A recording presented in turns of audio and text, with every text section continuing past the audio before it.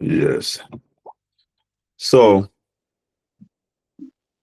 a lot of people, for one reason or the other, wants to travel abroad, right? And Okay. yeah, so abroad can mean anything for any person. But I So if get you're up in about Africa, uh, who is Hilda? Please, can you mute yourself? We have already started, or maybe let's yeah. What will happen is mute yourself. Okay, good. The other person, I think your environment is very calm. So abroad,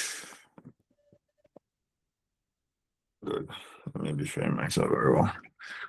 Traveling abroad can mean anything for anybody, but one thing you need to understand about traveling abroad is that like you suppose plan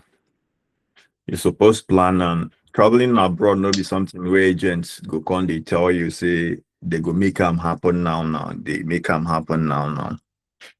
I don't know whether you understand me.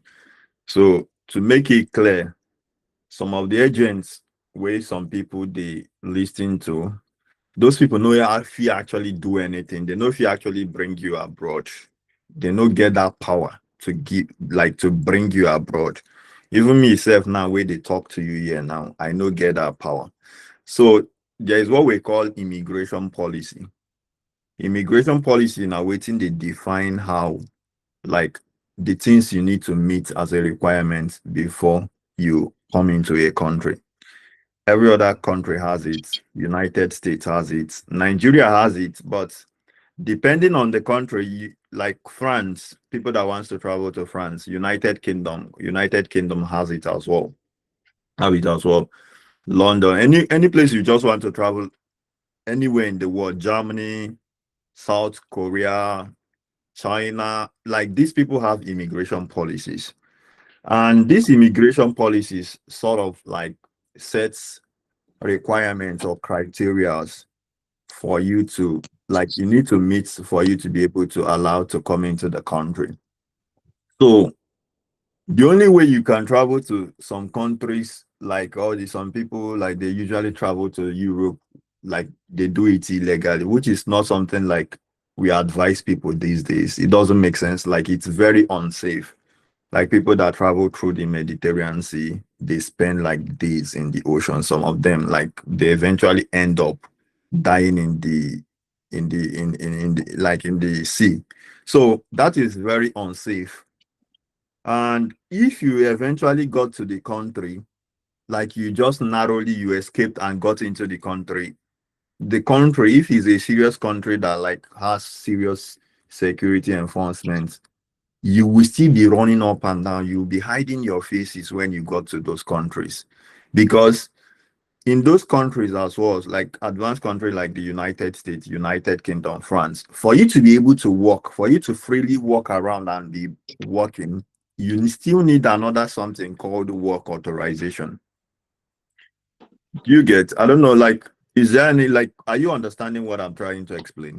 Anybody getting, you can just react if you are actually following what I'm saying. yes. Yes, good. So you can actually you need to still get work authorization for you to properly start working in that particular country and start earning. The reason is this: you cannot just come into a country and start working. There are already other people in that country.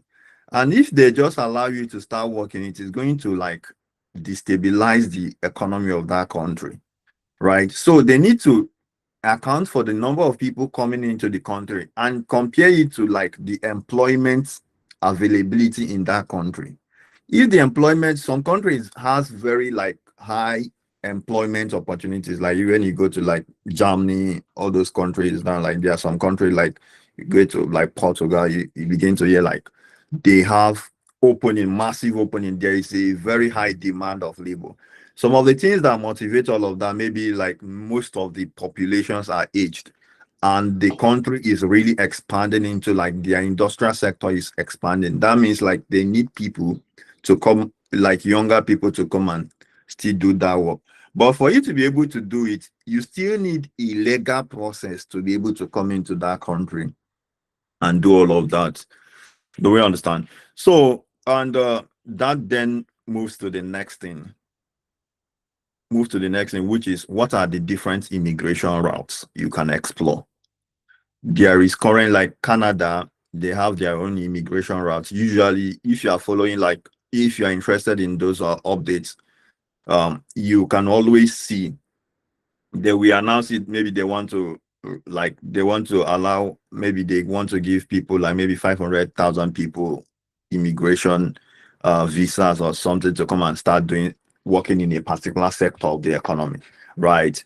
Some countries do announce this often. So the way you can actually get this information is just being like updated, just staying in the news, and you yourself knowing how to verify this news. Because if you don't know how to verify some of all these news, that means you would have to be depending on an agent and what they lie about. And let me tell you something, there is a way social media operates. Most of the things you hear on social media are filtered lies. So in the sense that people just try to gain your attention by just presenting to you what you want to hear. I don't know if this thing makes sense, but that is what people do. They just want to use it to gain followers, just to keep these people busy and just keep engaging you. They cannot actually do anything for you. The process still remains the process. You have to follow the process and apply and wait for your this thing to be approved. Once it is approved, you have to go and do visa interview.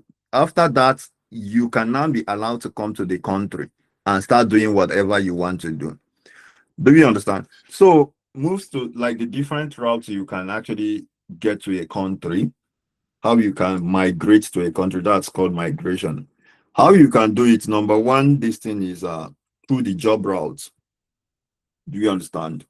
So the job route is one way you can move to any country, places like Canada, Germany, UK, United Kingdom, even here in the United States. But not just anyhow work. Like you need to be very skilled in that particular work you are doing, or you want to come here to come and do. What most people don't say is that sometimes even when you have a skill back home, you get when you have a skill, say in Nigeria, because I'm originally from Nigeria, when you have a skill in Nigeria, when you come here, you might need to do another sort of training, except if you are a very high skilled professional and you have international certificates. Do we understand? So some people come here, they start afresh. Yeah, which is sometimes what it you might need to take up another degree to be able to maybe like to be able to learn the system on how things work here. If you don't take a degree, you can take up a vocational course. There are some schools, they call them colleges here. Colleges, they offer like vocational training, just like the same way you would learn tailoring, you would learn something like welding in Nigeria, or you would want to learn something like automation. Those are very like these are jobs that are very high demanding in developing countries. Automation, welding, right? All of these technical jobs that require you to learn gas welding. So for you to be able to come here and do it, you need to go through the route of getting license, because here you cannot just be working. You need to have license to work in a particular area as well. Unlike maybe like some in Africa now, to the license to work are not really there. Like you some jobs you can just start doing them. But here now, for you to work in a particular sector in on industry, you need a permit. You need a work permit for that particular type of job. You need a license. You need an operating license. And the way you can get it is either going back to school, or you have to learn it vocationally in some colleges or schools that offer them. Another way you can do this thing, migrate, is through the education, which is now like usually the job route for you for them to allow you to come into the country via the job route. It means that there is a job demand. There is demand for people that will do job in the country, such that people, there are no other people, there are no other people in the country that can now do that job before they will now put out invitation for people to come into the country. I don't know if this thing I'm saying makes sense. You are right. I understand. Ye- Yeah, so because a country now like Nigeria is already suffering from high unemployment rates. Do you understand what I mean? So Yes, there is no way the country will now come and put say they want people to come into the country and be working. It doesn't make sense, right? So already there is high unemployment rate in some country, which is even what is happening in most countries. Now, even the Canada, United States, still have some percentage of unemployment rate. But there are still some sectors where those are like there is still employment opportunities. That means like they require technical like know-how for people to be able okay. to do that. Yeah. So and the number of people in the country currently, they cannot be able to cover those areas. What that means is that you can key into those opportunities if they announce it for people to come in. But one way you can actually come in as well, like if you want to be intentional about controlling something, you don't want to even come in via those routes. You don't want to wait till countries present those opportunities. You can actually start the academic route. The academic route is easy, such that if you apply to schools like all these UK schools, if you apply to all these UK schools, is who wants to join?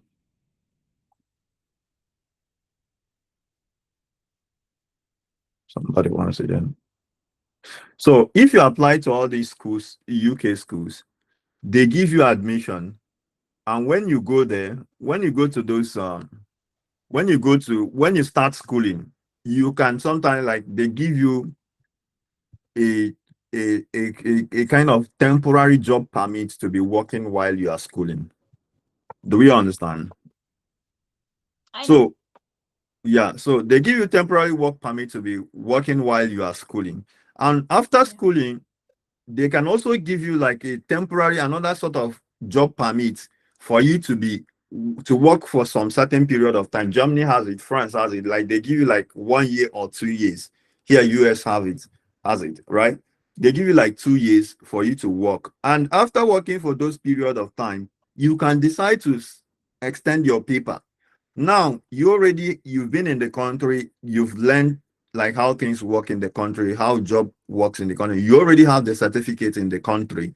That means you are now highly skilled. You are now in the highly skilled category of people that can be able to access opportunities that like normally you would need to have somebody that like a company that will sponsor you to bring you in from another country to come and do the job. Let me clarify this, and I think I'm confusing, like I'm making it very complex.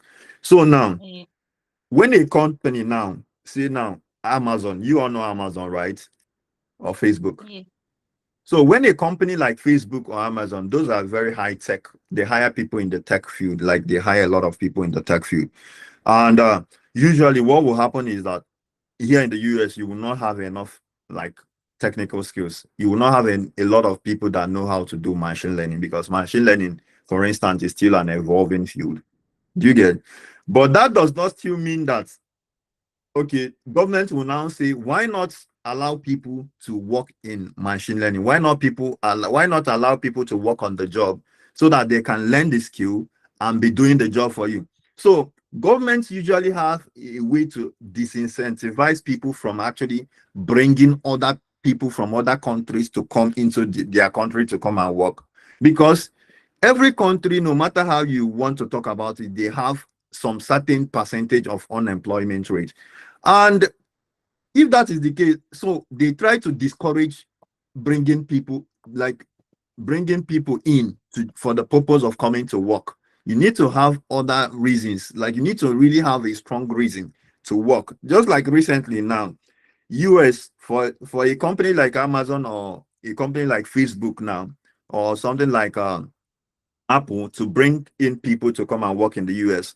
Usually it used to be like for you to file for them like employment, based immigration for the employer to file an employment based visa for them. It used to be like $2,000, but recently now when Trump came in, he increased it to $100,000.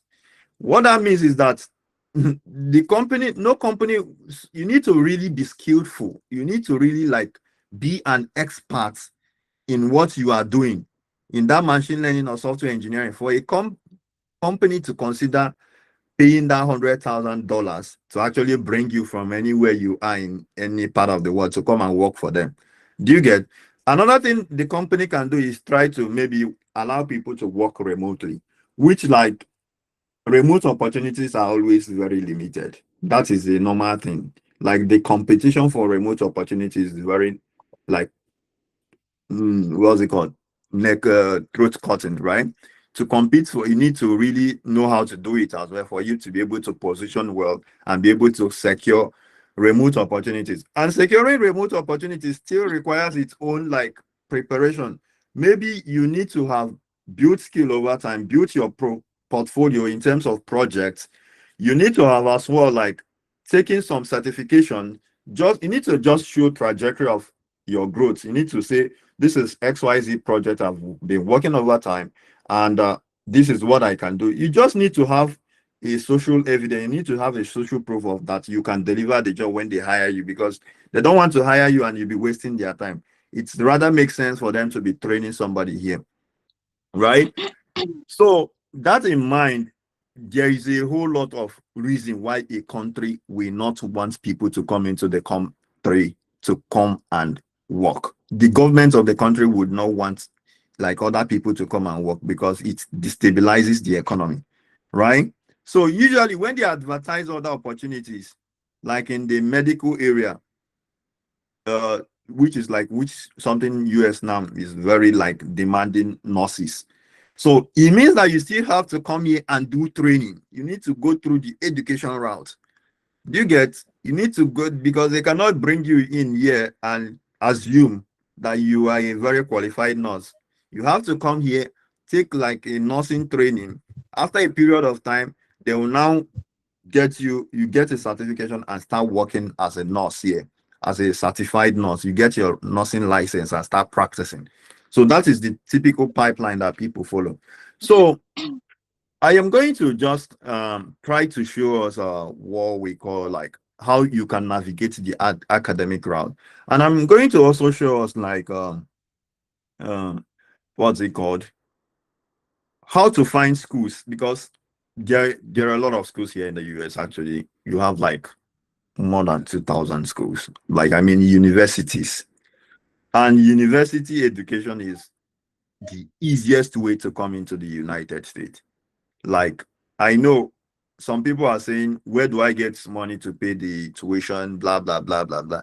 But let me be honest with you. A lot of people that you know that have traveled and came to the United States, the first time they travel, they probably don't have the money to pay the tuition. To bust your bubbles, the cost of paying tuition fee here is so expensive that you need to be extremely wealthy in Nigeria to be able to pay school fees here. And such that if you have that money in Nigeria, you will not consider leaving Nigeria to come to this place.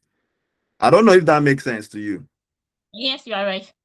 Yeah, so let me give you an instance. Typically, like me and myself now, just one semester, I mean, like 5 months, you will be paying $20,000 as tuition fee. If you ask somebody in United Kingdom, they are gonna tell you they pay like almost $34,000, depending on the program. $34,000, 34,000 pounds, 34K pounds in the United Kingdom. If you calculate that money, how much do you think it is? If you have $34,000 in Nigeria, anybody that have 34K pounds in Nigeria will not consider leaving Nigeria to come to the US and start doing nothing. So what that means is that there is a way people usually fund it, just that because you don't know, you think that they pay outright and come travel abroad to come and do those programs, right? So that then leads to scholarship. What's it called? Scholarship scholarship opportunities. People exploit scholarship opportunities. Nigeria itself, Nigeria has like some scholarship opportunities to Yeah. fund you to go travel abroad. I mean, like there is this popular MasterCard scholarship.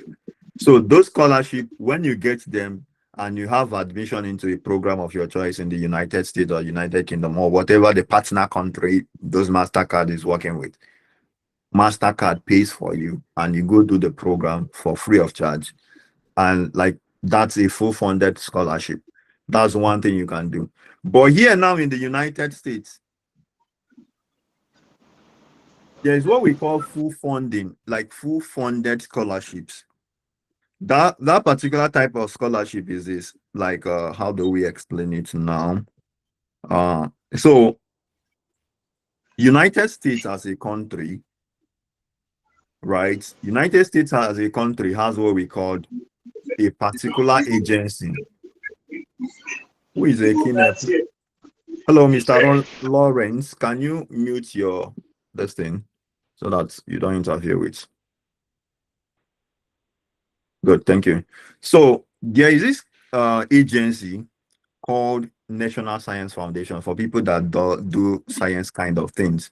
So what National Science Foundation does is that every year, every 10 years, it tries to develop strategic plans. What strategic plans means in terms of the kind of research they are going to be doing in the country. So every year, the country has strategic research plans on how to stay on top of the world in terms of research. They have strategic plan in the area of Okay, sir. energy. Eh? Hello. I'm sorry. Okay, okay. So just to add, if you have any question, if you have anything that you need me to clarify at any point, just like you let me know. Then I mean, it's The just two of full us there. funding Yeah. scholarship. I don't know if you can explain better about the like full funded scholarship Okay, in good. So USA. so in USA, full funded scholarship comes this way. So in schools, there is what we call research institutions. So those research institutions, they partner with the National Science, National Science Foundation, that's NSF. NSF is just like a body, a government body that is in charge of all the whole research in the United States, like not all research, science related research.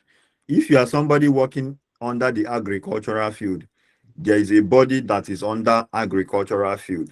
There is what we call Department of Energy. Department of Energy has funding for research under energy kind of research, sustainability research, how to find new materials for energy. People that are working under mining, how do they like how to fund research under mining? Research is important because some things that people want to do, like people have not really understood how to do them. So government funds this research for people to be working on it, to be understanding those areas. Does that make sense? Yes, I understand. Yeah, so if you come to even people that work in the medical area, there is medical research. People are constantly working to try to understand the DNA, work to understand how the protein interacts so that they can be able to predict how diseases evolve. How to like they constantly work on finding new drugs for like some diseases that are plaguing like the whole country and the whole world, right? So there is research in this area, and the US, United States, just like every other country that is very serious with their country, China, Germany, France, United Kingdom, other European countries, Sweden, right?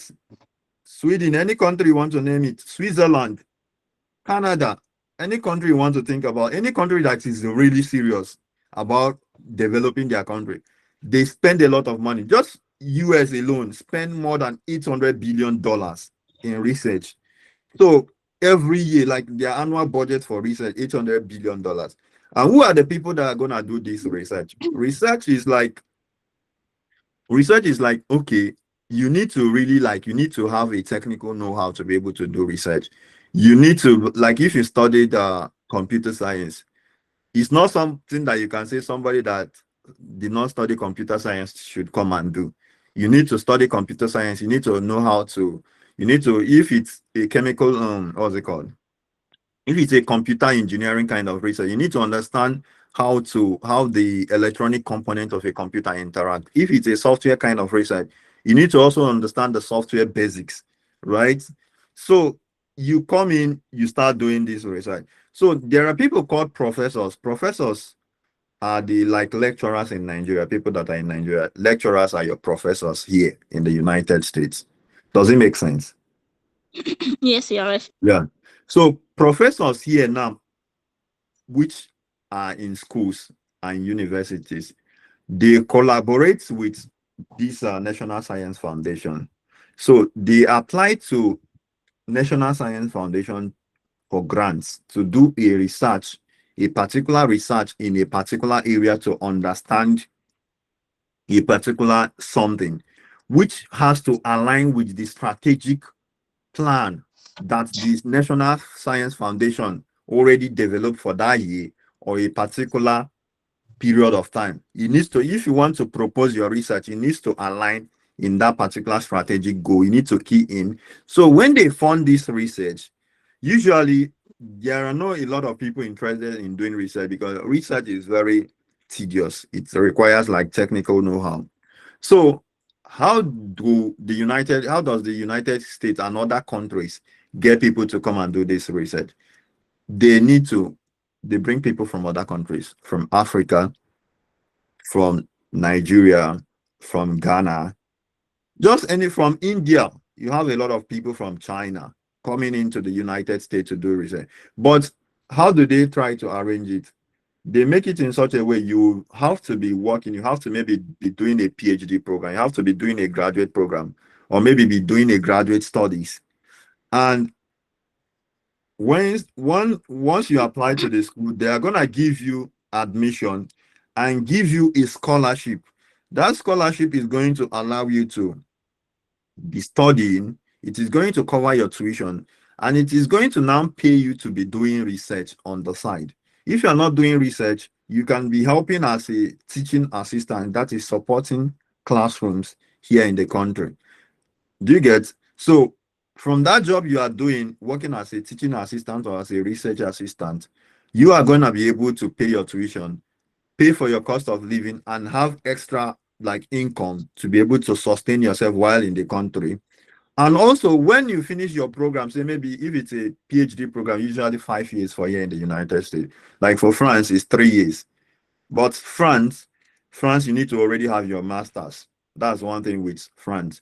But here in the United States, you can come in with your undergraduate degree. So directly from undergraduate, you start doing your PhD here in France, in United States. So you don't need to have a master's degree to actually start doing PhD in this thing. But it has to take like 5 years. But if you have your master's already in Nigeria and you apply to PhD opportunities in the United States, even make it like it makes you more competitive, right? So it helps you to position better. So that is how it works. So you apply to the school, they give you scholarship, you come into the country and start schooling and start doing research on the side. That's just the framework of how it works. So eventually, at the end of the 5 years, you have your PhD degree. You can now, usually after the 5 years, they give you, depending if you're on STEM, if you're in the STEM field, they give you like extra 3 years to get your feet, to get work experience in the country. After staying 5 years plus 3 years, that's 8 years. You staying legally without somebody chasing you around. Without, if you see somebody, maybe if you see the cops, you'll be running up and down like say they need, like as if you killed somebody, right? Meanwhile, you are just trying to survive. So you not have any reason to be like hiding to do stuff. You just do things legally. So some people don't even have to wait for that 5 years. Some people eventually consider other immigration routes. There are a lot of immigration routes you can consider. You can consider employment-based immigration route. Now you have your certificates, right? You can officially apply to companies within here in the United States Because you are already here in the United States, the company will see a reason to hire you because you are a special, you are specially trained, you are now a nurse, you are now an engineer, you have been trained, so they are gonna hire you here because it's not like as if the demand the number of people that are doing that can do this thing and just so plenty, so they have to hire you. Like if you apply to as many as possible, they will you will definitely see a job. Does that make sense? Other people, like before they even finish their program, they get to marry. They get to marry the natives, right? You can apply. There's what we call national interest waiver. Like those are the kinds of like you apply for national interest waiver. They can waive and make you become a resident based on if you are doing a specific kind of thing that aligns to the national interest of that particular country. And a lot of countries have this kind of platform for you to do it. And when they do it, yeah, that is how it works. You become the citizen or resident of that country. Eventually, you just have your green card and just become a permanent resident of that particular country. People get to marry and they don't even get to worry about like following other immigration routes. And that's how they get stabilized in the country, right? So you can always continue doing this until you, some people just within that 5 years, the money they are making, like if you plan, maybe you don't plan to stay here for a long time, you can also start planning on how to go back to your country. By the time you are coming back to your country, if you already planned very well, you will not even have reason like your life must have changed like significantly such that you will be in the top talents that will be competing in your country. Or if you want to start your own business, you can as well start your own business in your country. So that's what people do, and that's how it works basically. And just to make this thing complete, to get us like started in the, just to have a practical something, how do you even find school, right? Forget plenty English. How do you find schools? How do you find school? So, how do you find school? Like, is there something you can think about how you can find school? I think maybe by searching it online. Yeah, yeah, by By searching it Google online. search it on. Yes. Yeah, by searching it online. So that's how Yeah. you find the schools. It's not really hard. You say, let me share my screen. Let me let me share my screen. Open AI router. Let me share my screen. Allow to share.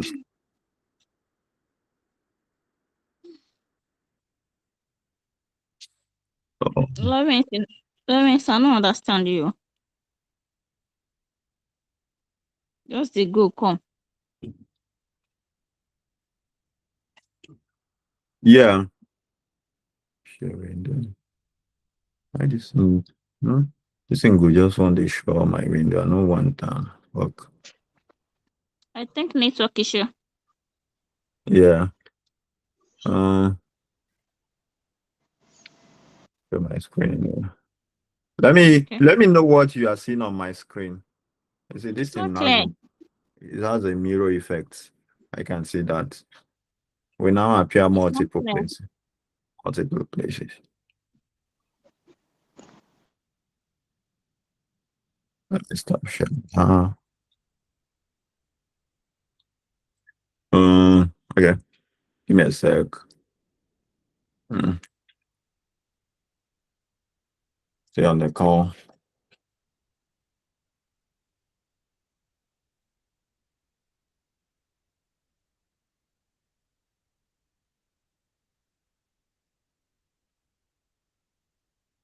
Connection si baba on it. Connect.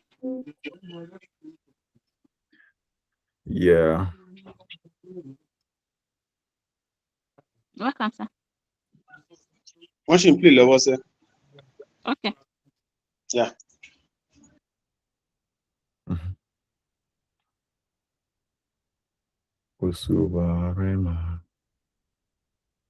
All right. Yeah. So let me see. What I can, okay, good. Top reservation. Good. That's right. What are you seeing? Let me know. Good. That's my email. Then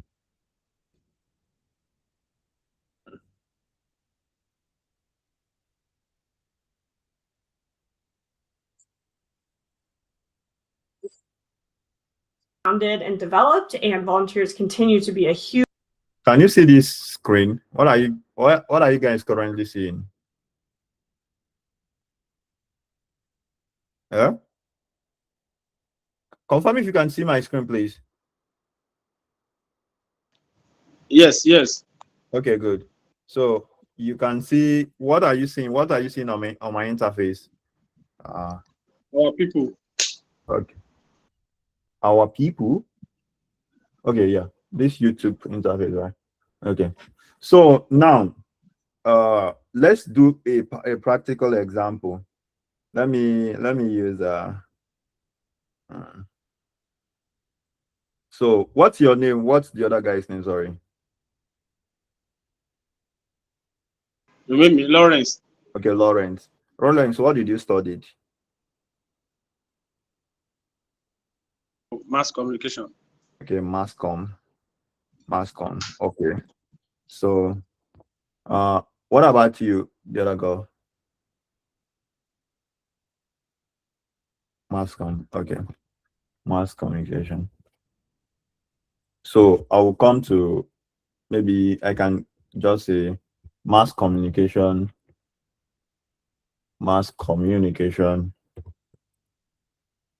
PhD, university. Let me use University of Alabama. So you can see this page, right? Can you all see this page? But yes, but it's tiny. It's timing. Yes, I can see it. I still seeing it. No, You can't see it again. no, Ah, that is in the wine me. that's gone. Yes, I can see doctoral program, College of Communication. I still seeing it there. Yes, I can see the screen. Me, I didn't see it. Oh, I can't see it. Oh. You can see it. Yes, now it's not showing here. Maybe it's okay, sure. Will you Mass just screenshot it? communication, Mass communication PhD, University of Alabama. You just screenshot it. Maybe you can send it to me later. No, this is like a demonstration. I need to show you how to search for all these things so that you can be able to do Oh, it. So you need to be seeing it. okay. Okay, Okay. okay. Yeah. So try to log off and log in and come back again. You mean me? Yeah, so that you should be able to see it. Oh,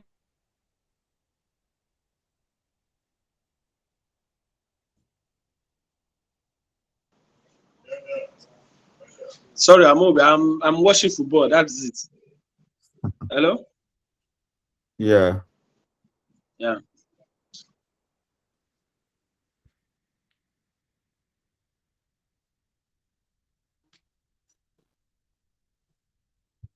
So yeah, you should be able to see it right now, right?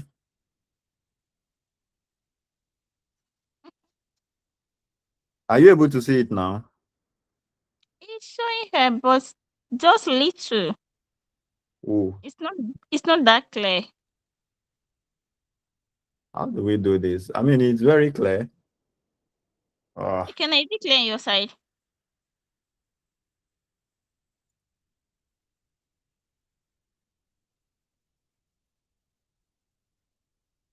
oof. No issue. Now you can be explaining. I will just be jotting it down here. I'm Okay. with pen already. Okay, good. So hopefully you get to understand it. Uh, I think this is the normal size. To this tab. Okay.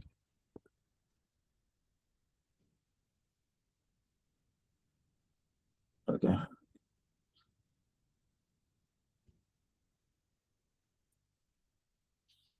I don't go enter what where no. How do I exit this place? Yeah, okay, I think I know to quickly. Okay, good. So let me go back to the place I was. So mass communication PhD, University of Alabama. So this is how you search. So you to get a number of schools, you first of all go to Google list of universities, list of colleges in the United States. It is about 2,000. That means there is a lot of schools to search from, right? Once you've done that, you say the name of the program you want to do. If it is a master's or PhD, you type mass communication, the name of the program, PhD, master's, University of X, right? So you see now, the way I just typed this thing now, mass communication, PhD, University of Alabama, it took me to the page, to the web page of that school on about that particular program. See now, it tells you that the University of Alabama's College of Communication and Information Sciences offers a PhD that prepares students for top positions as researchers, scholars, and thought leaders in academia, industry, or government. The program is multidisciplinary, blah, blah, blah, blah, blah. And areas they cover include advertising, public relations, book and publishing studies, health communication, interpersonal communication, media, process and effect, rhetoric. These are the areas. So now, for you to be able to want to do a PhD in a program, you need to know the particular area you want to specialize. Do we understand? So that is Yes. what is going to guide the search. That is what is going to guide which school will you be searching and where you will you be looking at. So when I click on that page now, this is the page. This is the dedicated page. This is the dedicated page for the University of Alabama Mass Communication PhD program. It describes everything you need to know about University of Alabama PhD program, right? So I understand. So it tells you the doctoral program. It tells you if you want to apply now, you apply now. This is the program overview. These are the different concentrations. The concentrations are the different areas you can focus. You have advertising and public relations. You have book and publishing studies. You have health communication. You have interpersonal communication. You have media processes and effects. You have rhetoric and political discourse, right? You have an online PhD too. You have social justice and inclusion advocacy, right? So what does that mean? For you to be able to get a PhD admission, you cannot say that you want to do a PhD in mass communication. You need to have a particular area where you want to do a PhD in. I don't know if that makes sense. Yeah. Yeah, good. So now, assuming now you are interested in media processes and effects, you look into people that are under this University of Alabama. They call them the lecturers, that's the faculties, the professors under media processes and effects that are doing research is under media processes and effects. You look them up and see what they have studied and what they are planning to study. So now when we say what is this paper all about, the University of Alabama is a pioneer in the field of media processes and effects. Our faculty and alumni include past and present editors of communication research, media psychology, and the Journal of Computer Mediated Communication. Through coursework and hands-on experience, gain insights into the processes behind mass media content creation and how media exposure affects beliefs, attitudes, and emotions. So this is what this thing is all about. So when you go further here, they tell you prospective PhD students. This is what you know as somebody that wants to do a PhD program in communication department at the University of Alabama. So when you read further, it is going to tell you all the requirements. If you don't have these requirements, you are not going to be admitted in the school in the first place. There is no agent that will do that for you. I don't know if that thing makes sense. This I is understand. this is the standard. Nobody is gonna admit you if you don't meet all these requirements. An agent cannot help you with that. So now applicants must meet the admission criteria of the CIS doctoral program and the graduate school. Right? Normally, an applicant will have completed a requirement for a master's degree in a communication or library studies related field, but CIS considers individual with advanced degree in other fields if they can make clear cases showing how their previous graduate work applies to doctoral study in the program. So what is the statement here now? What is the statement of fact here? The statement of fact that can be implied from this state, like this thing, is this: you need to have a master's degree for you to be able to do a PhD in this program. Okay. In mass, eh? I understand you. Yeah, so you need to have PhD to be able to do PhD, masters to do PhD in this program. So when we go to like maybe other programs like chemical engineering, computer science, chemistry, people that studied chemistry, you will see that they will not require you to do a master's. They will just only require you to have a graduate Yes, yes. BSc, right? So it depends on the program. And most science STEM-based programs don't require you to have a master's. You get? That's how it works. Like master's is not the requirement to get into a PhD in the most US universities, especially for STEM. Because communication is something like you need to have started specializing before you can then pivot and come here. So we do not require applicants to submit test scores such as GRE. So you don't need GRE to be able to apply. But we What's encourage GRE? Sorry. graduate record examination. I mean, is a kind of Okay. exam that Okay. people write. Just like the same way they write English proficiency. IELTS. Okay. Yeah. Okay. Yeah, so it's a kind of exam that people write, and when you write it, you submit it as part of your admission requirement. So this GRE costs a lot of money to write, but they are not telling you that they do not require it. But we encourage applicants to include all materials that bolster their application, including scores. Anything that will give you a competitive advantage, you add it. So maybe your unique experience in a particular industry area, you describe it, you present it as part of your case. So application requirements, you first of all need to apply through the graduate school. It's not really hard. It's just like you completing a Google form, right?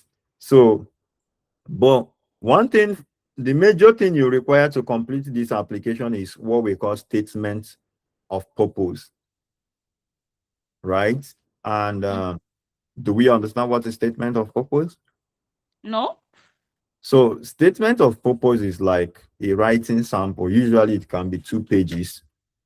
It can be 1 page. So that's why they say here SOP guidelines.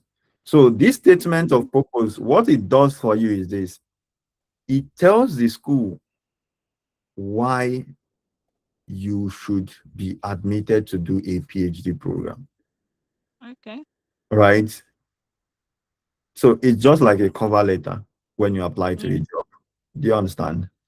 Yeah. So you talk about how your academics journey has evolved, Okay. what you studied, what is your Okay. motivation to do a PhD. So usually the motivation to do a PhD, maybe you have identified a particular problem and you feel like you consider it very important to address that particular problem. That then motivates you to do a PhD program. Do you understand? So now, Um, but not just to find a problem, you need to be prepared for a PhD program. So you need to tell us about your journey and how you have prepared for a PhD program. Your journey can be your schooling, the kind of conferences you've been attending on a particular area, your job, the problems you have identified on the job, maybe while working as a media communication personnel in your country. There is a disconnect between what you try to project to the public and how they interpret it. That might be a particular area you are keen in understanding. You now see, I want to really understand this area very deeply. And when you check their web page, you now discover that some faculty or some lecturers are working on understanding that area. That is now why you want to come to that particular school to do a PhD in that particular topic. That boils down now. So remember, you want to do a particular PhD, but for you to do a PhD, it needs to be funded. Is that not the case? yes. So you don't want to do a PhD program because you want to do it. You need to align with a professor because it is a professor that has a funding. You need to align it. You need to find a professor that is also interested in doing that particular area of research you want to do. I don't know if that makes sense. I understand. Yeah. So if a professor wants to do something in social justice and inclusion advocacy, and he or she has a funding in this area, and you want to do health communication, there is a disconnect between two of you. So for you to be able to work with this person,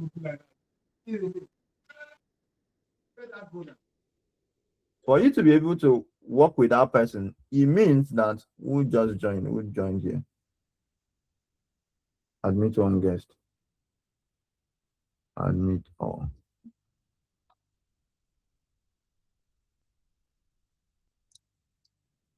So it means that for you to be able to work in this particular area, you need to be interested in this what that person wants to work with, right?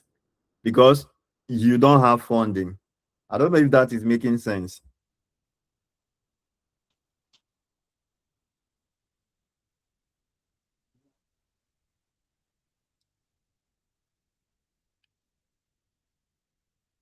Confirm if you can hear me. Yes, I'm hearing you. Good. So you need to align your research interest to this person and build your case based on this research and why you have a motivation to do this research.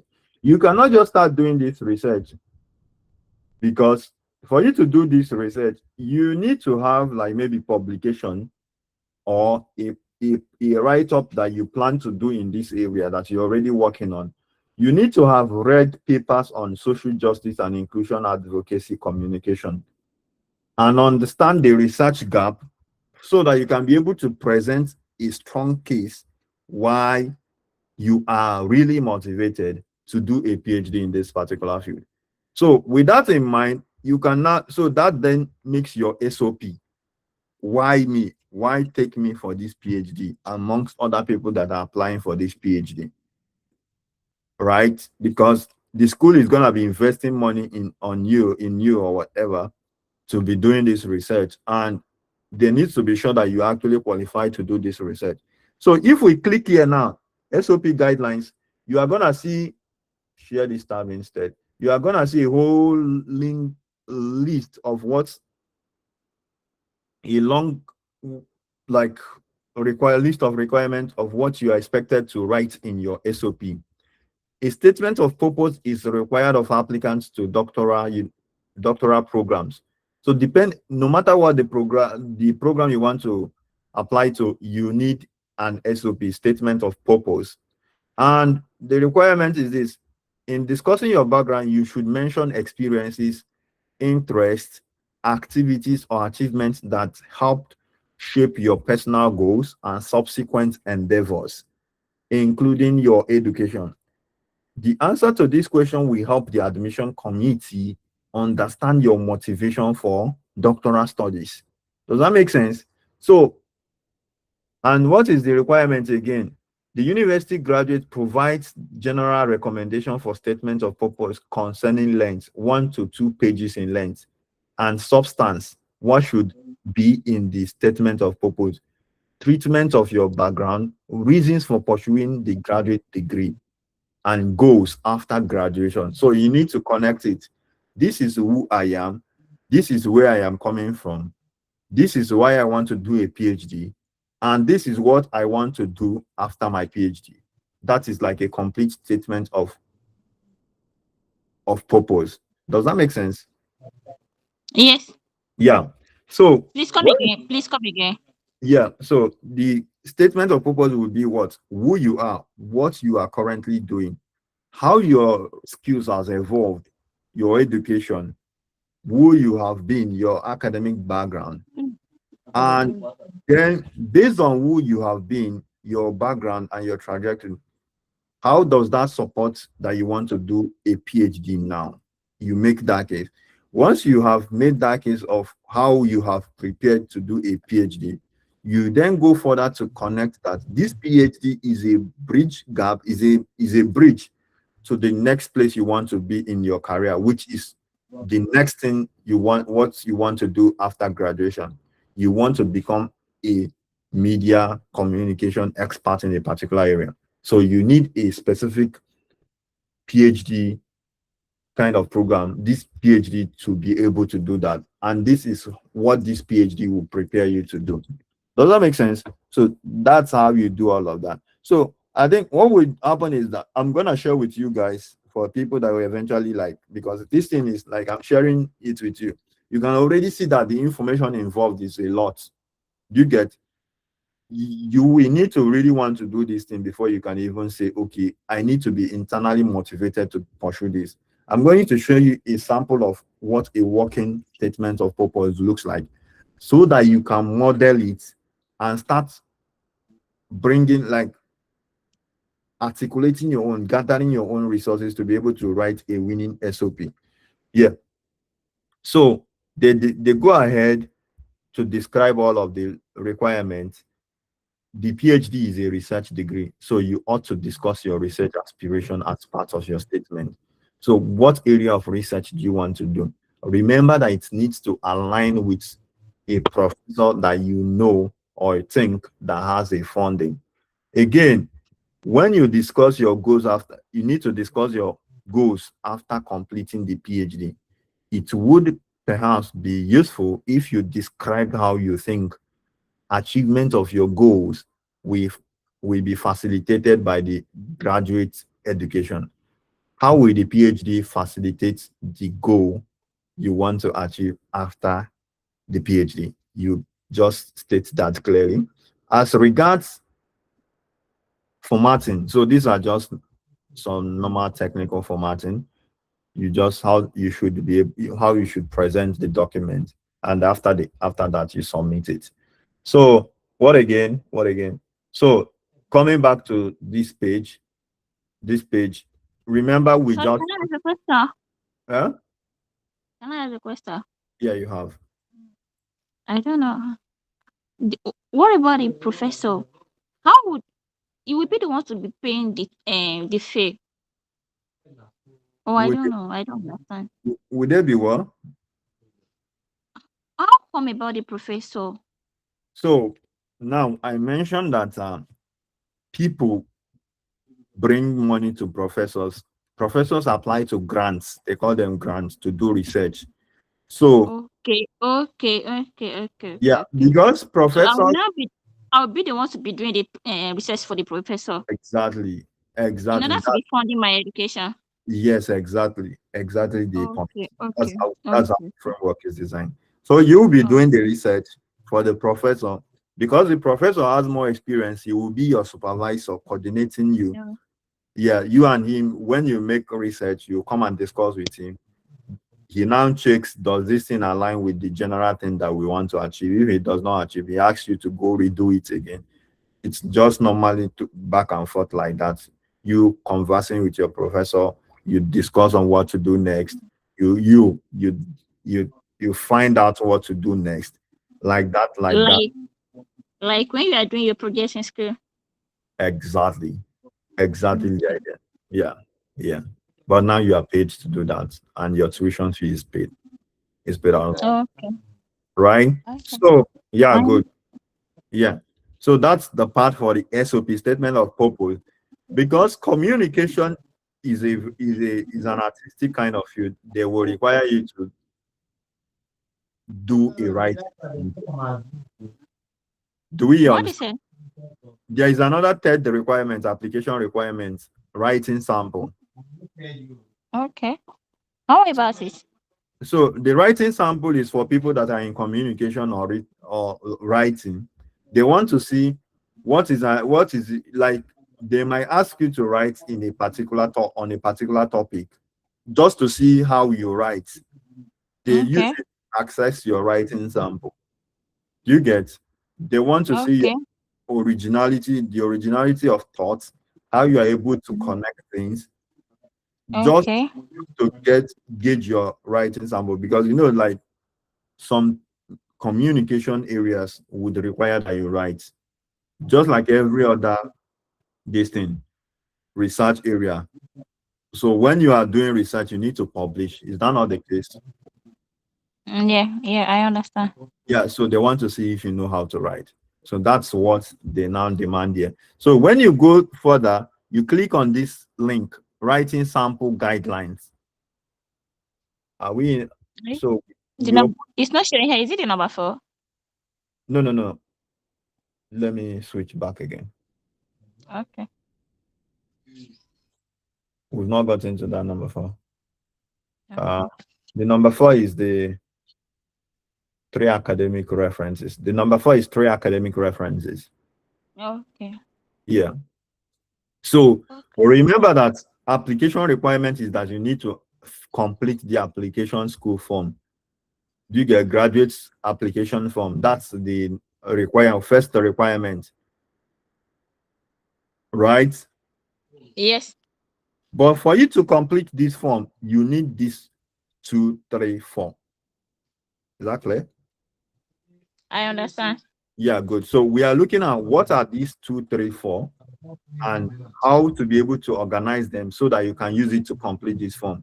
We are going to look at this form and see what it looks like. It's just like you normally completing where did you study, where have you studied, what have you been doing, blah, blah, blah, blah, blah, blah, and you apply and submit the application.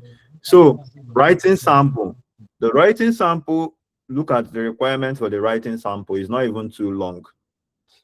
So they say Okay. for this program, they say a writing sample is required of applicants to the PhD program in communication and information sciences. The writing sample provides an opportunity to demonstrate your ability to produce doctoral level writing. The preferred paper to submit is one closely related to the field of study or concentration area you wish to pursue.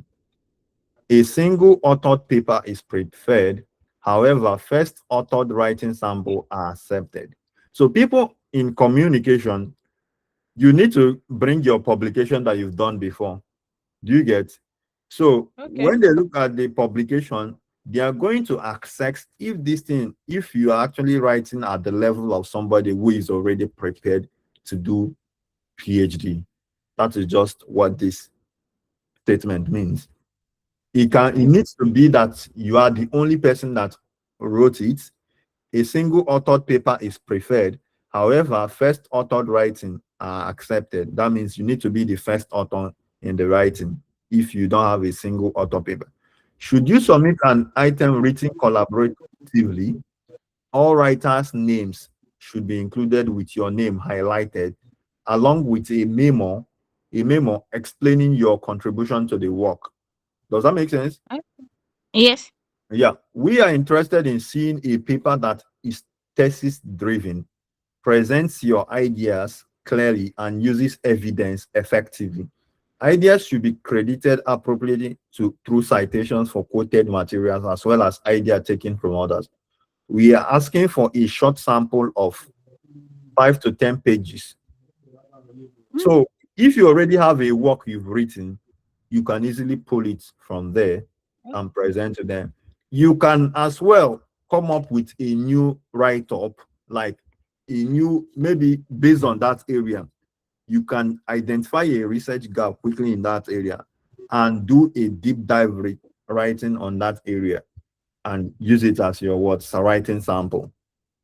So a paper that focuses on discrete topic, a specific topic, using a clear and limited set of evidence would be more effective than one that attempts to make large claims that may be difficult to substantiate. Right? Good. So these are the requirements. The writing sample must have a cover sheet and proper identification. The cover sheet must have your full name and specify the program to which you are applying, the PhD in communication and information science. The sample must be in English. Do you get that? yes, I understand. That is that part. That's the part for this writing sample. So you can then go ahead and build your writing sample. How do you get a very good writing sample? Search on the internet and see the writing samples others have developed. I know. Right? You do Yes. that, you you get inspiration from there. You write your writing sample, make your case, write an argument, substantiate based on evidence as required in the writing sample guideline. Your writing sample is together. AI is there, but I know. AI is not gonna, like, you need to really understand why the research matters for you to be able to Yeah. prompt AI to be able to come up with what looks more personal. So you need to Yeah. understand the research gap. So when you want to do a PhD, there's what we call research gap. You know about research gap, right? What is Yes. what are the questions, open-ended questions that they want to answer? So you can look at the different ways that other people have been thinking about it. You then bring it together and connect the dots and talk about, like, try to suggest other things that you think might be an answer to them. Still leave it open-ended because nobody knows the answer. That's why it's a research gap.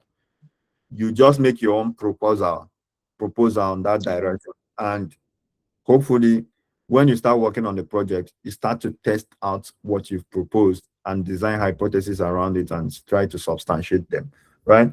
So, good. The fourth requirement, which is 3 academic references. This is very straightforward. You say that you are very talented. You say you are a very intelligent human being. Who, okay, can any other person tell to this fact, right? Okay. So I need referral. Any referral. So academic references would be like the lecturers in your previous institution or any professor you've worked with recently, right? Okay. Yeah. So they become your academic references. Maybe your previous supervisor. Do you get? Okay. Yeah. So you just start building relationship with them if you had a terrible relationship with them while in university. Okay. Yeah. So get them to do this thing for you. So how you usually have this conversation? Of course, you will not go and meet them the first time and tell them I you, understand. you Because you need yeah, to build a relationship with them first. yeah, you need to just start having the conversation, keeping it open then. Yeah. Maybe Hmm. on Easter day you wish them happy Easter. Every month you wish them happy.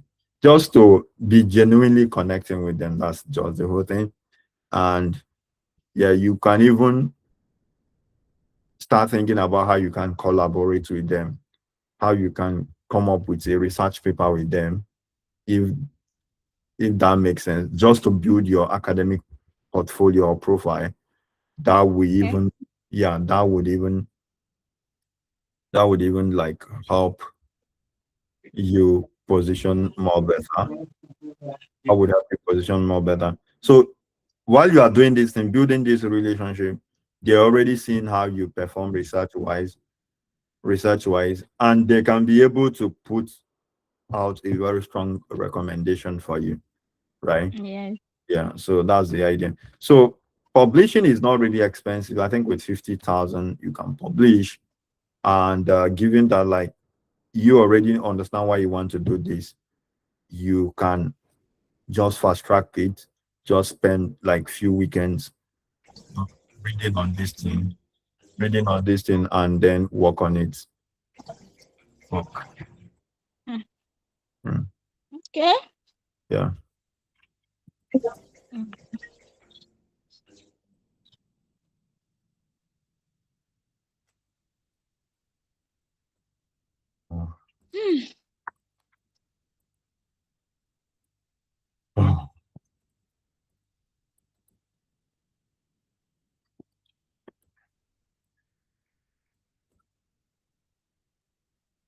Yeah. Sorry about the distraction. Yeah. So that's that part. You get the requirements and be building your portfolio. Letters of recommendation, that is the reference letter, are required only if you want to be considered for university-wide fellowship opportunities. Are we? Are you getting? Is this in long disconnect? Jesus, are you still there? No, I'm here. I'm Okay. here. I'm here. Okay. So this is why they are telling you that you need what's it called? Letters of recommendation. Note, if you list references in the letter of recommendation, those references will receive an automatic request. So how do you, when you're applying, when you fill this form now, there is a place where you are going to put the names of these people that you want them to write letters of recommendation for you, right?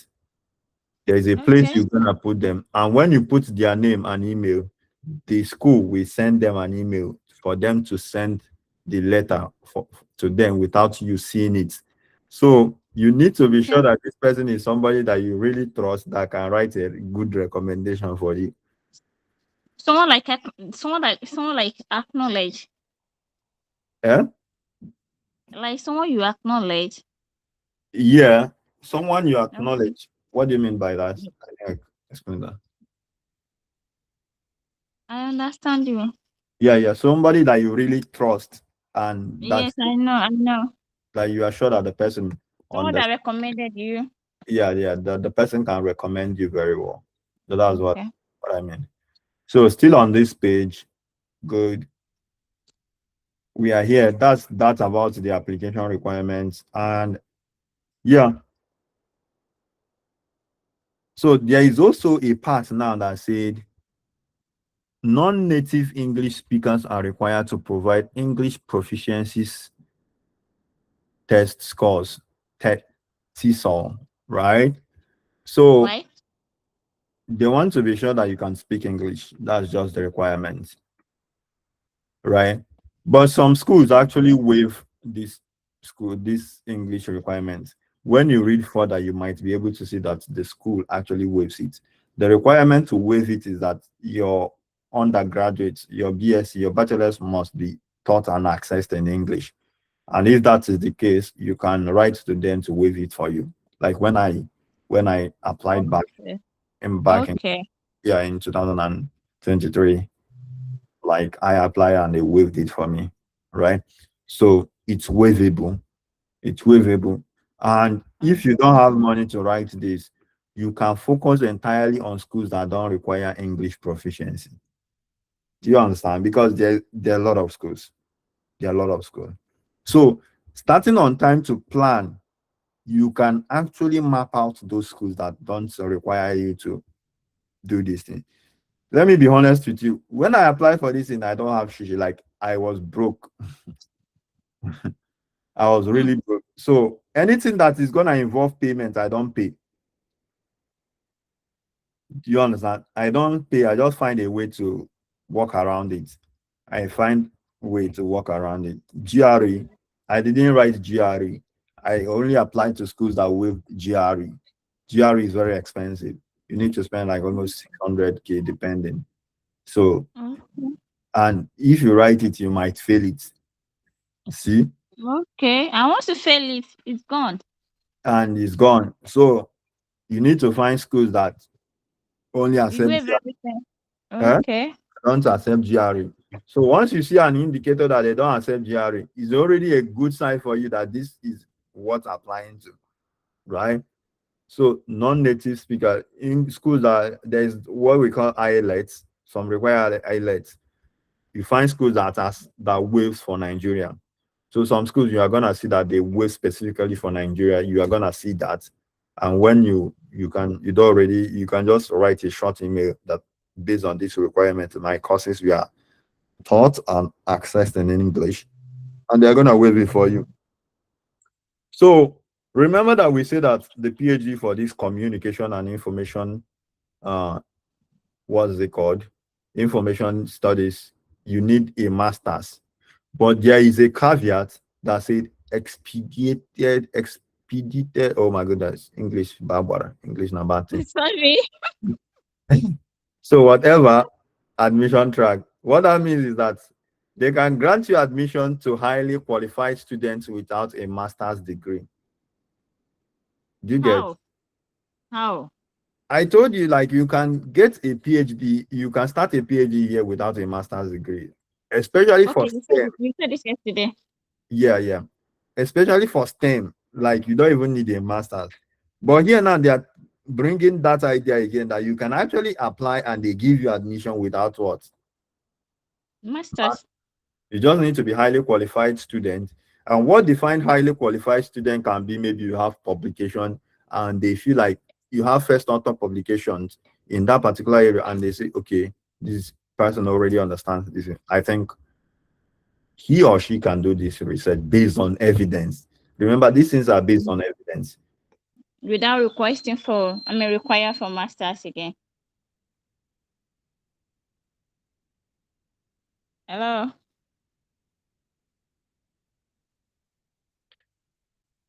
I didn't hear what you said. Okay. You mean once Hmm. they are sure that you are qualified without masters, Yeah. they You will have approve. yeah. They will Yeah. approve your admission as PhD student, right? It's okay. 24 hours. 24 masters hours, not 24 hours rather. 24 master, that's like 24 credit units. So they will add it to your doctoral program and you will be in the doctoral program. We encourage Okay. these track students to apply to receive their master's degree when they have completed all the requirements. Do you get? So student must complete the requirements for master's degree to be awarded a PhD. So once they admit you and you complete these requirements, they confer you master's degree, and you can now proceed to complete your PhD, right? Graduate assistants on the expedited or whatever track must complete the requirements for the master's degree in 4 contiguous regular semester to hold a graduate position in their 5th or subsequent semesters. So what does that mean? What that means is that when they admit you as an undergraduate, you don't have a master's yet, right? So what that means is this: you need to complete this requirement of a master's in 4 semesters, continuous, before you can continue working as a graduate assistant. Because when they admitted you as a master's student, you will be working as a graduate assistant. Remember, a graduate assistant can be working as a graduate research assistant or a graduate teaching assistant. That is where the money to pay your tuition and pay you like wage comes from. You get. But if you don't have a master's, you cannot continue working here in the 5th semester if you don't get your master's yet. So that's the part of that. So application deadline All of these things have application deadline and timeline and funding consideration that you need to follow before they can consider you. For this year now, the application deadline is when? December 1st of the preceding year. So what that means is this: for you to start, for you to, what's it called? If you were gonna come into the United States this year to do this program, all right, you need to have applied as of December last year. I don't know if that makes sense. Oh my God, I'm not sure these guys are still on the call because they're not responding again. I understand. I'm here. Yeah. Just wave to me so that I'm sure you are following. I'm here. I moved my speaker. Okay, good. So yeah, so for them to like where is that page? Where is that page? Yeah, good. So you need to have applied the previous year. So if you want to get admission like in the 2027 cycle, you need to apply by December 1st of this year. You get? Yeah. You get? Yes. Yeah. That is the same way other countries work. UK, they have their own deadline, application Timing. deadline. Yeah. Yes. Germany, the same thing. Canada, they have the same thing. That is the way it is structured all over the world. So you need to have applied before that timeline, and they will now consider you for application. Okay. Application received after the priority deadline will be considered for graduate assistant position as resources permit. So the main reason why you need to apply on time is because remember that those graduate assistant positions are not usually unlimited. So you need to apply on time Okay. so that they will consider you and give you the offer for that. Right? Okay. And once you get it, your this thing is funded fully. So financial assistance, how do they fund you? We offer a limited number of graduate assistantship to qualified students along with nominating students for university-wide fellowships. Upon admission, students will receive an invite to complete a graduate assistant interest application to gauge their interest in becoming a graduate assistant. Funding Okay. offers are sent between January to April. Once you have applied, between January and April, you are gonna expect them to give you an offer. You get within the year of admission. So once they Okay. give you an admission, once they give you an offer within this window, that means you are going to start or come into the country by August. Does that make sense? Yes, I understand. Good. So these are other requirements. Current PhD student, once you enter the PhD student, these are the requirements to stay and remain in the PhD program. You cannot just come and say you now start playing. You need to also be serious with it, right? So you need to maintain a CGPA of 3.0 on a 4.0 scale. Right? That's first class. Yeah, That's close to 2-1. That's yeah, 2-1. close to 2-1, and yeah, that's like That's 2-1 already. yeah. So 3.5. okay, is that the comparison in Nigerian scale? 3.5 is 2-1 now. Yeah, 3.5 is to 1. Yes. So like I mean 3.5 2.2 is 2. uh, What is it? like these people do 4.0 scale, right? Yeah, so 3 divided by 4 is 0.75%. So let me say 3.5 divided by 5. Yeah, so this is like 7. Let me see. 4.0 times divided by 5. Okay. Let's see. 3.8 divided by 5. So you need to have like CGP of 3.8 in Nigerian scale for you to continue being As funded. That an as like BSc, BSA. BSc. No, no, no, no, not the funding. I'm talking about like now after you are admitted. This is after you are admitted into the PhD Okay. What about the CGP? for applying. Yes. So usually, if you have up to 3.0, you should be able to apply 3.0. Yeah, I want IFA. Huh? I See what? don't get how not too not Okay. too true. Not too true. Okay. So what you can do is to find other schools as well. I mean, there are colleges that as well like takes in But people I that too true. yeah that accept tutu. So I have a friend that actually got into Canada with tutu. But the thing is that for you to be able to compensate for that, you need to have a publication. Let me be honest with you. Like you need to have a publication to show that like you have really improved academic wise after the Hmm. program, and this is how you are prepared.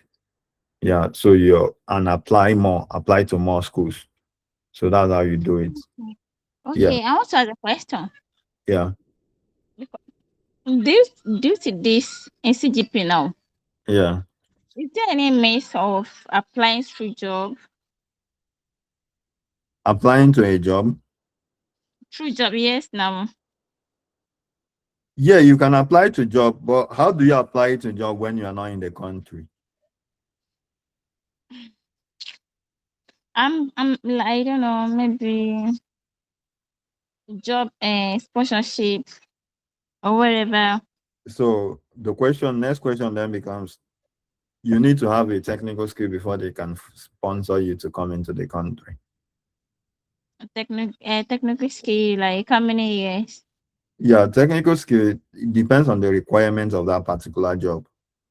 You get it depends on Okay. the requirements of that particular job. The truth is that you must come in here. You just have to just consider the academic route. When they are What about the recruiting, grade? The grade is not encouraging now.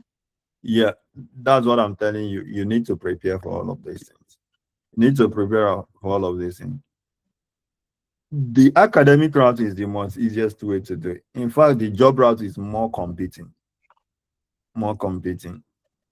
It is very competing, to be honest with you. People will tell Okay. you now, with your tutu, you can do vocational programs. With vocational programs, you come into the country and maybe take a 1 year course and you start being in the country legally to work. You Okay. mustn't go for a PhD. But if you say you want to, nobody will bring you from Nigeria to come and be doing something that somebody here can do. I understand. I understand. You said this earlier. Yeah, so it doesn't make sense. So nobody is I gonna know. I know. it's going to like being destabilizing the system. So these are all of the requirements you need to meet up with when you get into the program eventually. So all of those things are here, are stated clearly here. So for you to apply, of course, you just need to click on this link. The link is not hidden. I, I think you people saw how I got to this place. So you just click graduate school. Okay. The link again. Yeah, you just click on this thing, complete. Which link? It's not showing here now. I'm only seeing you. You're only seeing me. Yes, now. Oops.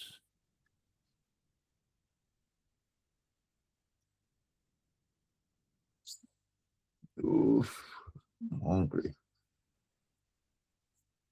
Why you not seeing me? I'm not presenting.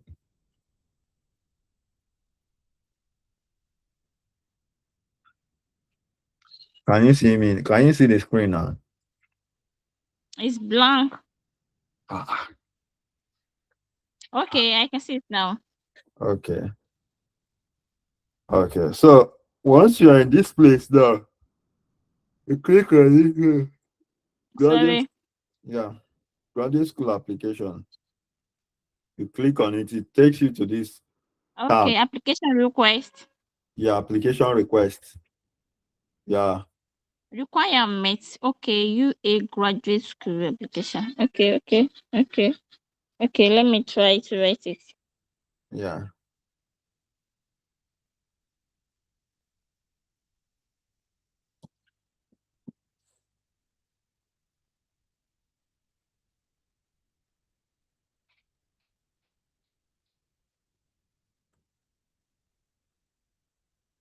Okay. Yeah. So summer for the people applying for international, you will usually apply for the summer cycle. You get for the fall cycle, summer fall cycle. So you create an account. Once you are in this page, you create an account. Okay. You put your email address. Very simple. Okay. Okay. Okay. Let me put David. Hello. Let me put property.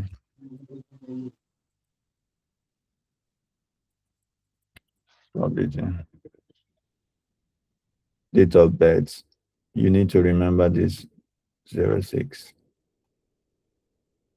06 19.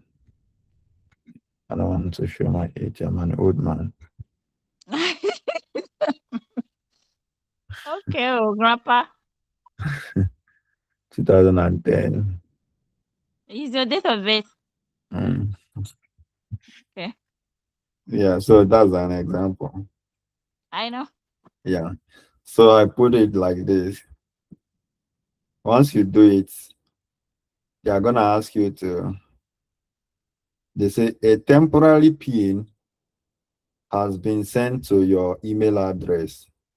If you do not receive this message in a few minutes, please check your junk folder. So they are gonna send you this. You put it here, then enter that date of birth It you has enter. gone again. Oh, it has gone again. Ah, ah, it's in the worry your network. Oh, you mean it's my name? Okay, it's showing now. Okay. Okay, login with my Mm. mama.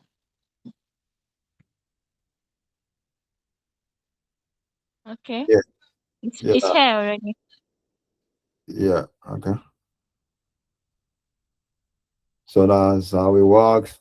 So let me be in that page. You can see the page right now, huh? Yes.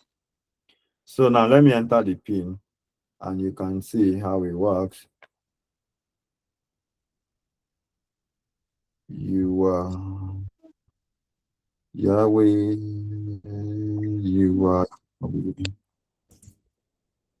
Yahweh. So the pin they sent to me is a very long one, Okay.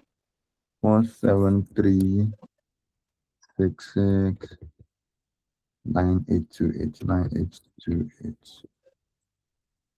Yeah. So I enter my bit again. If you forget it, you cannot move past this stage. Which year did I enter in? Did you remember? You? Hmm. The year you enter university. No, did you remember the debate date I entered in the previous You page? enter 2010. Oh, you have retentive memory then. So, yeah, good. It asks you to set your password. I can set Okay. any password I want. So this is the requirement of the password. So let me put probability David. Okay, Okay. I put one to just to have later. Right, Okay. probability David one. I put it here again. So Okay. so set password. So it now logs me to the application portal. So this is the application Okay. portal. So what happens in the Okay. application portal? It asks you what. So you read here now. It's still the same thing you've seen before. Tells you when that starts. So note to you, a student, this login is not the same as your My Bama ID. So this is for people that are already admitted into the school. So you don't need to pay attention. So Okay. Okay. so they have their own separate portal, their own just the same. I don't know if your school have portal. Yeah. So Why not now? Yeah. One of the best school in Nigeria. I bet don't carry me play. Oh. School again, please.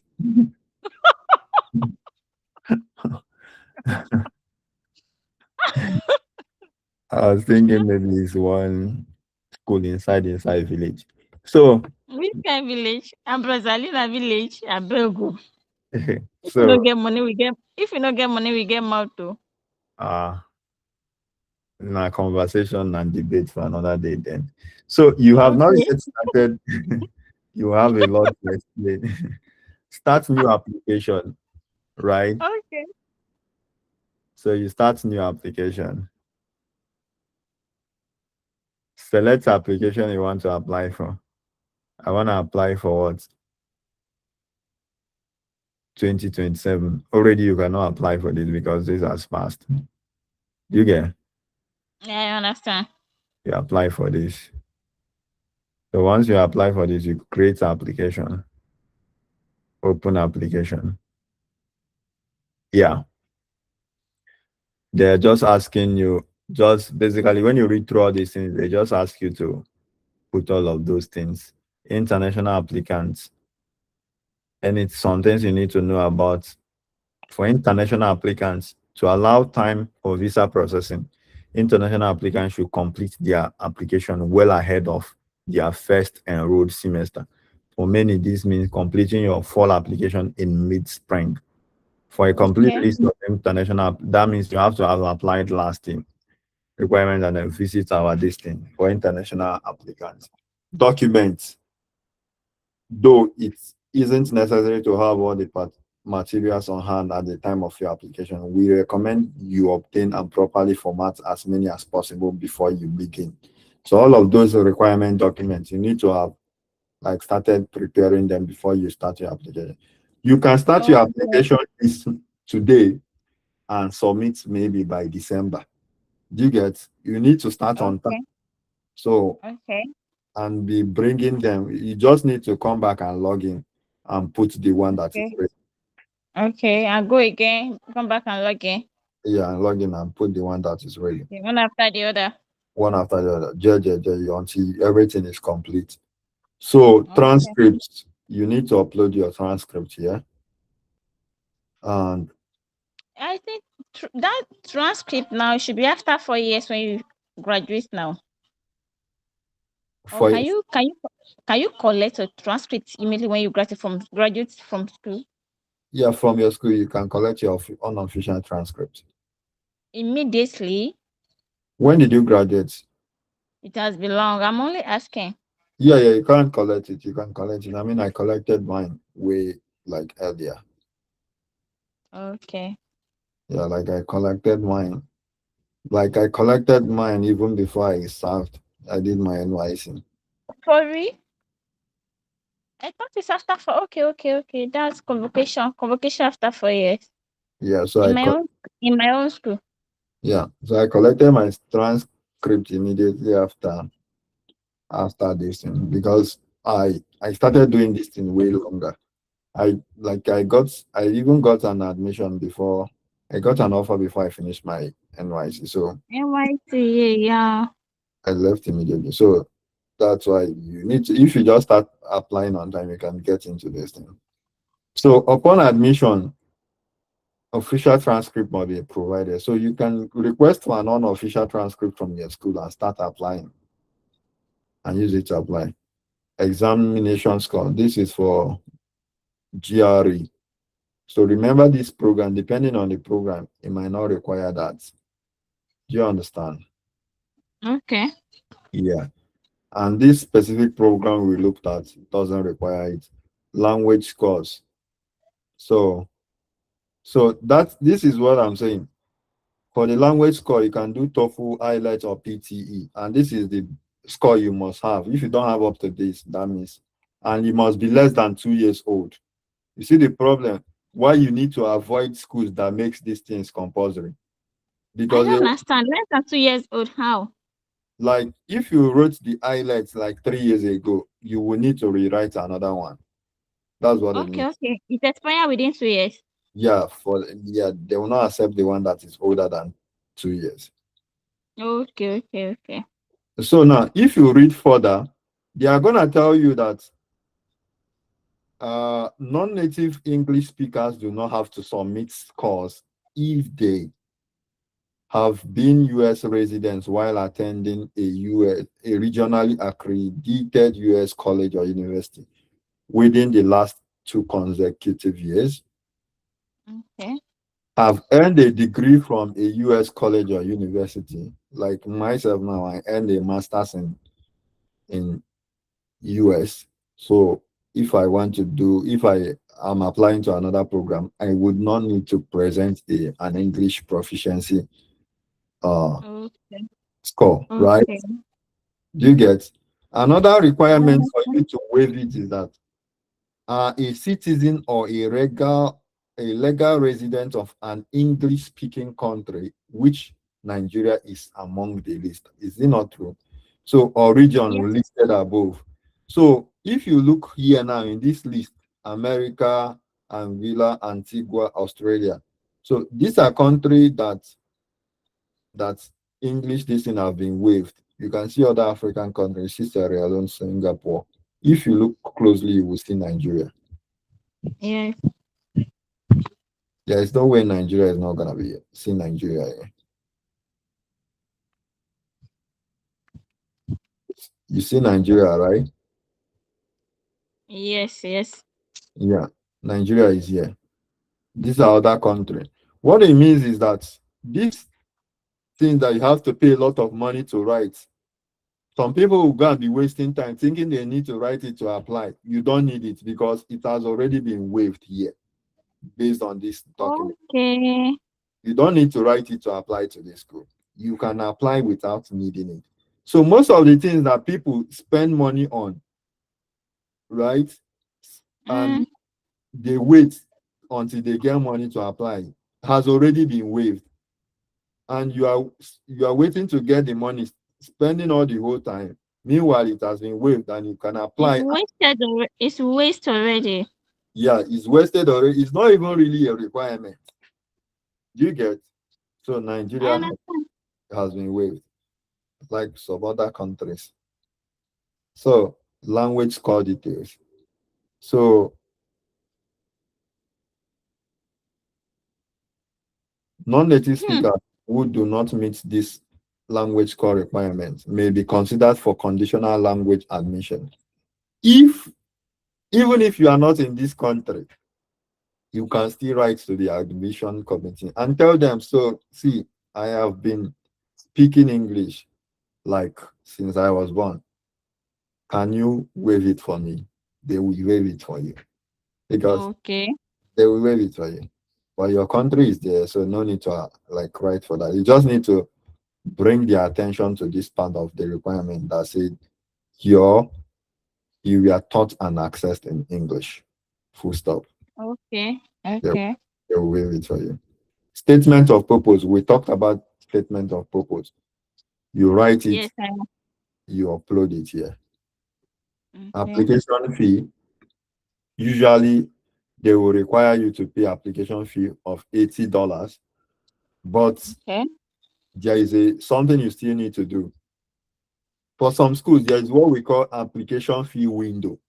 So once you have identified schools you are interested in, you begin to watch out. You follow them on LinkedIn, follow them on Twitter, just follow them on social media and be watching for when they have application free window.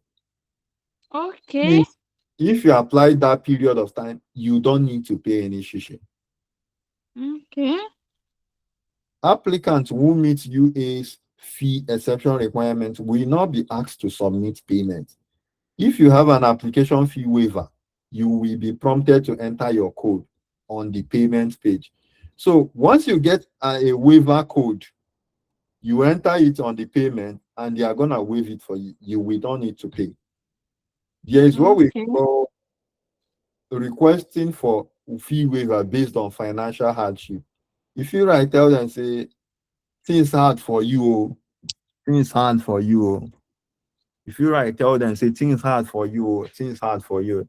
Say, since when you finish your undergrad, you have been a motivated and passionate and interested in research, which is going to be substantiated anyways by your research and other things you've done, showing like record that you've done, like you are really interested in research. CEO, but you've been earning less than $100, and Mm. most of the money that you spend it like using to cater for your relatives or your siblings, your junior and your family. You just like have a story that makes sense and which is legit, of Give course. them genuine format. Yeah, genuine story, genuine Yes. something that makes sense Yeah. for them to waive Like this thing touching story. Yeah, I understand. that makes sense for them to waive this thing for you. Once you tell them, they're gonna waive it for you, right? Because come to think about it, somebody that wants to give you 80,000, almost like $20,000 per semester, and almost 60,000 per year scholarship. Is it $80 that they will not waive for you? They can easily waive it for you. You just need to tell them they waive it for you, right? If you go here I now, understand. if you click on this link now, share tab, they are gonna tell you more about fee exceptions. Let me click on that. Fee exemptions, fee exemption, people that can Okay. exempt fee. So these are requirements applicant previously enrolled applying, UA undergraduate applying to the same program to qualify, you must. So these are some conditions under which like they have documented that you can apply for a fee waiver, but you can still request based on financial need that is not stated here, and they will have it waived for you. Does that make sense? I understand. Are you recording it? I hope so. Okay. I hope so. So, social security number, you don't need this if you are coming first time into the country. Okay. Recommendation. We've talked about the recommendation and who does the recommendation. So, Yes, provide yes. an email address of them. So, social Okay. security. Once you've done, you don't need to put in social security because you need to be in the country to get a social security. Social security is Okay. for people who are already in the country, maybe like myself that did another program in the country. You get, I already have a social security number. If I want to apply to another school, I would need to submit my social security. Security, okay. Because Yeah, you have their history already. They have your history already. exactly, exactly. So personal background. So this once you land on this page now, it just goes over the instructions again on what you need, right? And remember, you don't have to complete the application at one sitting. This is your application ID, your tracking ID. So every student, I every applicant have their own. So personal background, you complete the information on personal background. If I want to change this name, I edit it. I'm Obi and okay. edit. Yeah. Prefix. Am I a Mister? Am I a professor? Which title do you have? Middle name. You put your middle name. Other name, suffix. Are you junior son? You enter all of this. David. You can edit all of this. Need to change this email address, you go to this, you change it anytime if you have any mistake. Permanent address, you enter your, these are your personal details, you enter Nigeria. Okay. You enter Nigeria. Street, you enter your street address. This is my street address here in the United States anyway. So you enter all of these, you enter all of that, you enter all of this, you enter all of that, right? Your mailing address, you can set it as same as your permanent address. Residence address, yes.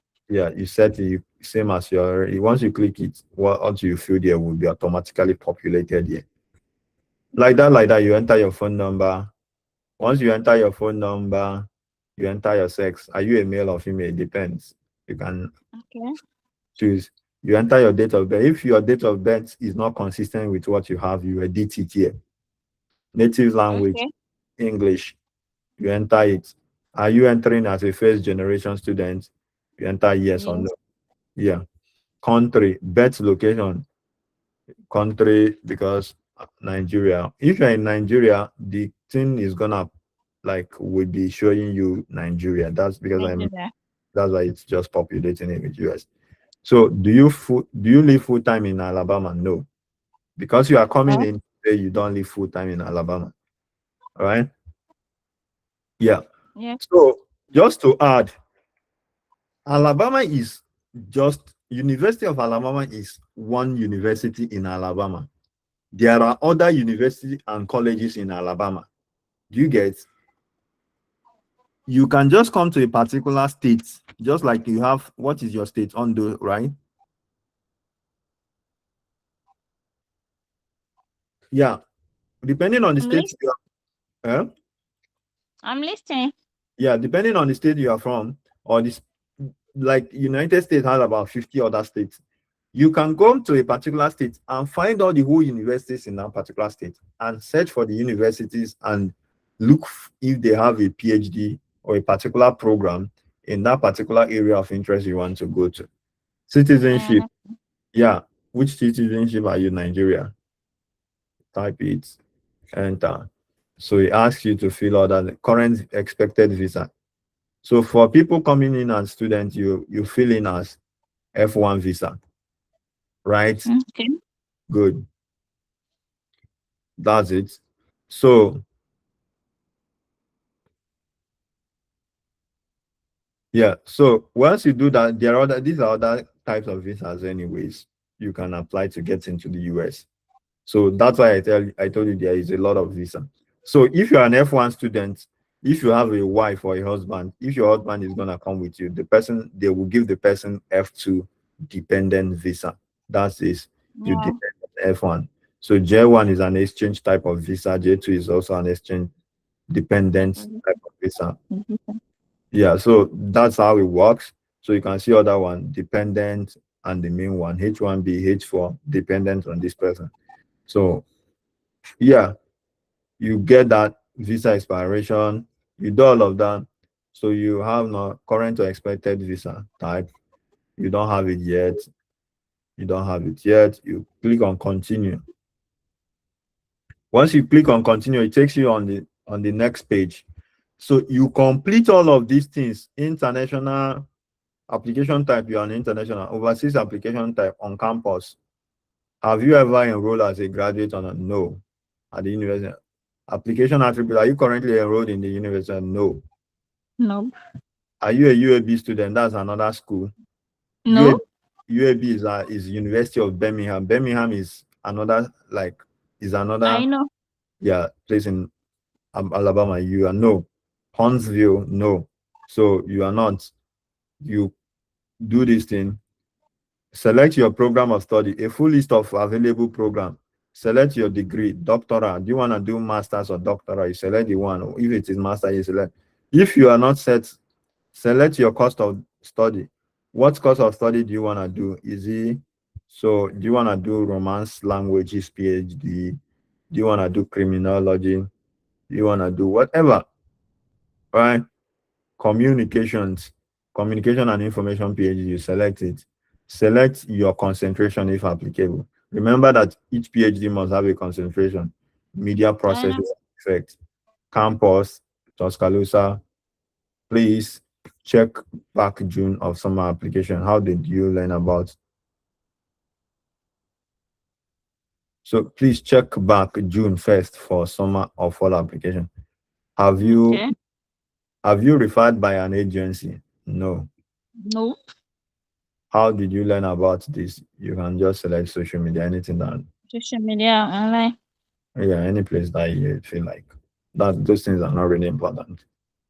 So you fill in your academic history, you read all of these things, add your institution, you add the name of the university. I entered the University of Nigeria and Soka, University of Mm-hmm. Nigeria and Soka. So if you search your Okay. university, You are from musical.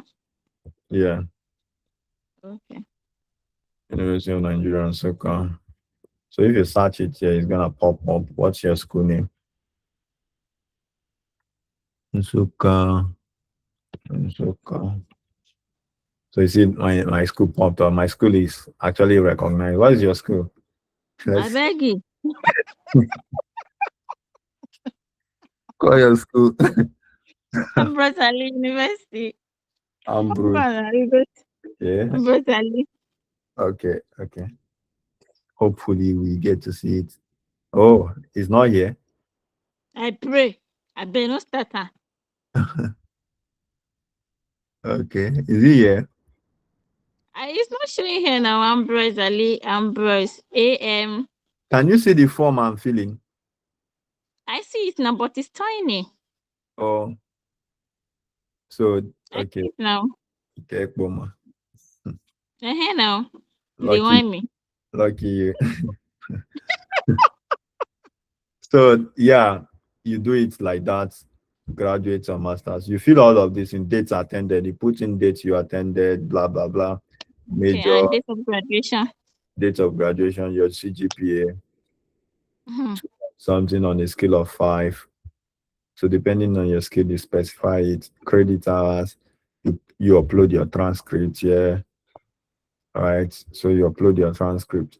Yeah, basically all of that. Once you are done with that, you save. Once your dates attended are required, you just save. So I don't want to fill in all of this because it's gonna take my time for no reason. So once you fill in I all of that, understand. you upload it. So once you are done with that part, you continue. It gets you to test score because you don't. Some of all these things have been waived. You just pass it. You don't need to add anything there. Recommendation. You add the recommender. So doctor, Mm. first From name. professor. Yeah, yeah. Okotoriba. Yeah. Yeah. You add the person, Doctor Okotoriba or whatever, Okotoriba. You Professor add Igbinedo. Ignedum. Mm. Ignedum. Mm. You add the person. Organization, Ambrose Ali. Yes. Ambrose Ali Ekboma. Position, Mm. senior professor. So Dean of students. okay, dean of students. Dean of students.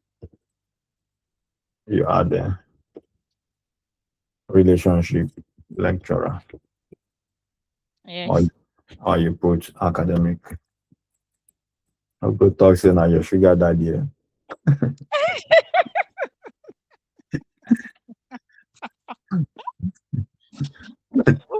Lecturer academic, put their phone number if you have. Then you put their email.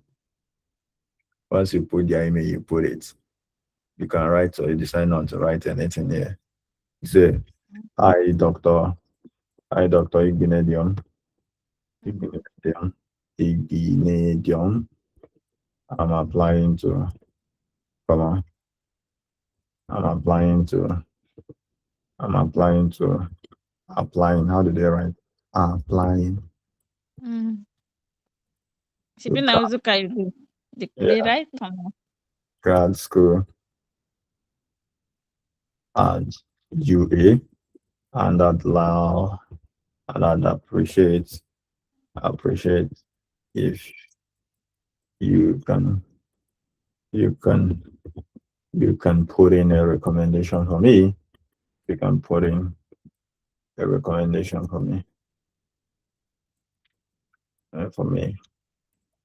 Full stop. Yeah, that's that. You are done with that. You send best best. It mustn't be too long. Best. Yes, no. Your loyal student. Hmm. You're a troublemaker. Uh, so meanwhile, before you do that, you must have like had Reform, yes, now I understand.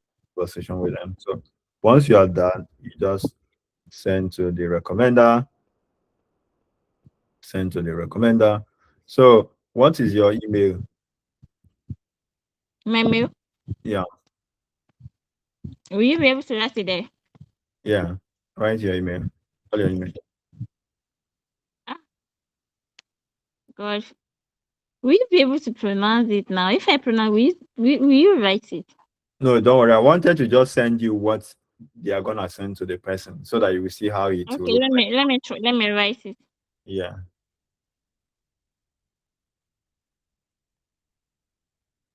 Spell it. Just spell it. Okay, okay. Quick, quick. I'm coming. Oh, let me write it. Be like saying a village address. No, you know, concern you. Oh yeah, Yeah. IMISI Easy. Just I. M Uh-huh. I Uh-huh. S Uh-huh. I Uh-huh. E Uh-huh. N Any I quick. LEOWO@gmail.com. Let me come again. Is that correct? I can't see it here, but let me come again. When you are starting, the I should be capital letter. Or it doesn't matter. So is Okay. Emisi any lower right? Yeah, at gmail.com. Okay. So when I send now, I wave my access Buckley amendments. So I'm gonna say David David David Pro. Omokoro. Funny. So I send Igbinedum Okotoriba. So you should be able to Select. see that they should send you email immediately. Yeah, yeah, I've got it here. What did they send the email? University of Alabama. Good. Yeah. So that's Recommendation request from David Amo before university. yeah. So you add like that, you add other recommenders. So when you click on the form, it is going to take you to where you are gonna write something about me and what you know about me and drop the letter of recommendation. That's how it works. Does that make sense? Yeah, I understand. So you can add the other remaining three professors, two professors here, and continue. And yeah, so sometimes they get to forget. You can remind them. Yeah. You can just send a reminder. If I send a reminder now, the email will pop up again. Send a reminder. You should see another email. Okay, send it. Hmm? Send it now. Did it drop? Let me check. Nope. Maybe I guess maybe they feel like it's not been a while. Like I just sent it, so no need to send you a reminder. Okay. So Okotoriba, you continue. Hmm. Read, you add you add other contacts. You add Okay. new. You add new. Do blah blah blah. Yeah. So emergency contacts and or you a faculty advisor contacts below. You add them. You continue. You can just leave that place vacant. Excuse me. About the emergency contacts, which number can we use? You can just add somebody that is your mentor advisor. Okay. But what Somebody about your relative? your relative, you can add them. Okay. Add them. So this part now, statement of purpose. Remember the statement of purpose. Here is where you upload it. Upload material section of the application document. You upload it. You upload your resume. Another thing you have to have is your resume, your academic CV or resume. You Yes. upload Yeah. and the writing sample. These are the major documents you need. All those resume, CV, those are just little things. They are still primary. They are basic now. Basic how? Like what do you mean? Like It's not that hard like, to CV now. yeah, yeah. So those are the things you should have. But just know that academic resume have a Should be particular standard. yeah, you I need know, I know. so you just need to get a sample of that I and have the both. I have both now. I have CV. I have resume, yeah, and they are standard. yeah. So good. So continue portfolio. So other portfolios you have, do not upload transcripts in this area. You need to follow instruction. Anything they tell you not to do, you don't need to do it because you're not stupid. Okay. Yeah. So for the different this thing, advertising for the different areas of remember what you are gonna see here will depend on the program you are applying anyways, right?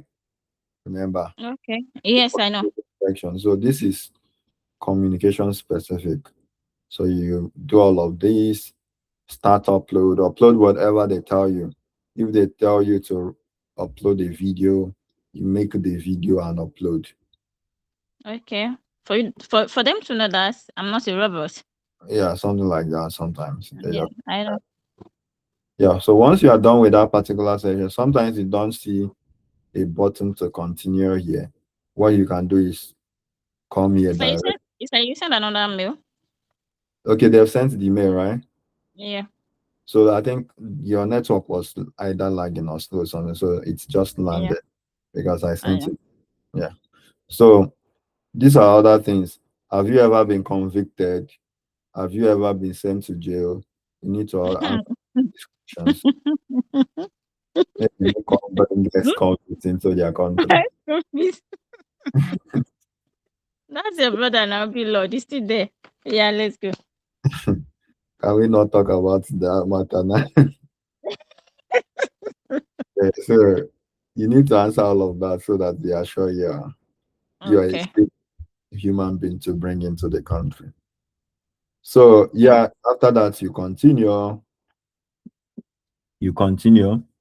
Remember, you must not answer all of this things at once. So this is the part where you need to pay the application fee.